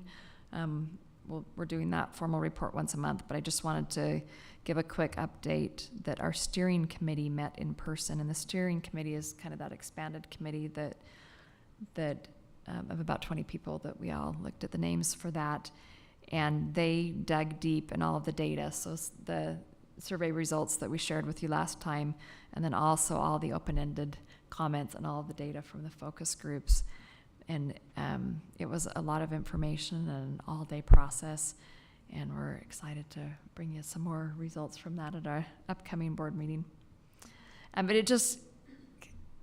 it reaffirmed to me, though, the value of this whole process and how it's really the community, because there's just so many different representatives of so many different areas giving feedback. It's not just administration saying, here's what we're going to do. It's not just the board saying, here's what we're going to do. It's a very inclusive, community-oriented process. Okay, just a report from executive committee. We talked last time, Mr. Robinson brought us the idea of talking about a potential newsletter or additional communications from the board, and we are going to have an ad hoc committee for that Mr. Robinson, Mr. Dunford, and myself will serve on, along with Dr. Godfrey and Ms. Reescraft. So we will move forward on that. And I think that is everything. Dr. Godfrey had one more update. Just an update on the grant, the federal grant that we applied for over a year ago to help pay for seismic studies in schools that were identified by the state. The update is that the money has been spent, but that we may yet receive that money, with a decision coming by January, potentially. Once again, a federal grant update. Okay. I don't know if I understand. So we applied over a year ago for help in paying for seismic studies of schools identified by the state. We were initially told that we had been selected, but that we would have to wait until receiving an official letter to start the process, or else we would not receive reimbursement. We've now been informed that because of budgeting issues at the federal level, we may wait as long as January before receiving final notification and authorization, and that remains up in the air until we actually receive that notification. So are you saying that we have to wait on the seismic study until the first of the year? If you want to access If we want federal, if money. you want the possibility of accessing federal funds to Oh help my pay for that. And that is only a possibility. There's a good chance we wait and we still don't get the funds and we've missed our season. All we are is dust in the wind. We're just tying our hands on so many things. How much would this cost? How much is the grant worth versus how much is it going to cost? The grant is worth just under $300,000. The total cost would be just over $400,000. So we could maybe study a school or a couple schools. It's a percentage grant, so if we start spending any of the money now, then we receive less of a reimbursement. And I understand that things are complex at the federal level. At our level, it just delays the work that has already been delayed. So I wanted to provide that update as part of those committee reports on facilities and finance and other things. We just recently found that out. And I know the West Jordan Elementary community is anxious because they want to know what we're going to do with the land. And our decision as a board was we're not going to do anything with the land until we got the seismic studies of the surrounding schools back. So we've waited 12 months already. Is that the correct understanding? A bit over 12 months, yes. A little over 12 months. They're asking us to wait another 4 months? 3 months? 4 or 4, yeah, 3 or 4. I'd say, 3 or 4. 4 And months. it could come tomorrow. I mean, they say it could come right away. It could be 2024. I mean, it seems like we've already invested 12 months into the wait for the money. It would seem a little foolish to back out and start doing things on our own when we've only got maximum of 3 months left to wait, right? We've waited quite a long time, and There's no guarantee that we're going to get an answer in January. I can imagine that we move forward and then the next day receive a letter saying that we've been awarded That would be more feasible. the grant. So I think you express well the quandary as a staff that we consider is, if we could go back in time and say, okay, we're not going to rely on the federal grant and we're just going to go ahead and move forward, spending the money then up front may have saved us inflation costs and other costs. But now that we're this far in, I take your point that maybe it's worth another 16 weeks to see if we're going to receive that money. So It's just so hard because so much hinges on this. I don't feel like we can make a 5-year plan. I don't feel Nope. like we can make a building plan Can't without do- this We information. can't do a geo bond, we can't. There's, We can't even plan for a bond. I think No. we can tell whether an elementary ought to be built and when in one of the villages. But- I don't know that the seismic study keeps us from that, but you are right, Ms. George. There are so many other things that hinge on this, and it's difficult to move forward without having really clear information on the seismic state of particular schools.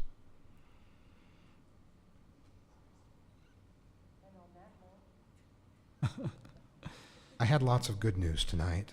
do we want to move forward in any direction on that? Do we want that to go to one of the committees, probably facilities, and bring back a recommendation to wait or not wait? Or do we all just want to decide right now, let's wait? It just seems to me. I think Mr. Barnett brought up a really good point.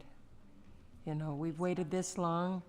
I think we'd be shooting ourselves in the foot if we didn't see it through. That's my opinion. That's how I feel too. I'm okay maybe waiting, but there has to be a limit. At some point, we say We may gotta not be be able to moving. shoot ourselves in that foot for 2 more years. 15 months. That's where I'm drawing the So are line. you limit. putting 15 months? Okay, so it sounds like we're going to keep waiting. Okay. We will keep you informed. All right, is there any other reports or comments? Okay, thank you all for attending tonight. Those of you that have stuck it out to the very end, great to have you here. That's right. Yeah, I will take a motion to go into closed session. I make the motion to go into closed session for character and competence of individuals, property, potential litigation, negotiation, and security. I second. Okay, motion by Ms. Richards, second by Mr. Barnett to go into closed session. Roll call vote. Ms. Dean. Yes. Ms. Richards. Yes. Ms. George. Yes. Mr. Robinson. Yes. Mr. Barnett. Yes. And I'm a yes. That motion passes unanimously, and we will meet in closed session in the study session room. Thank you all, and good night.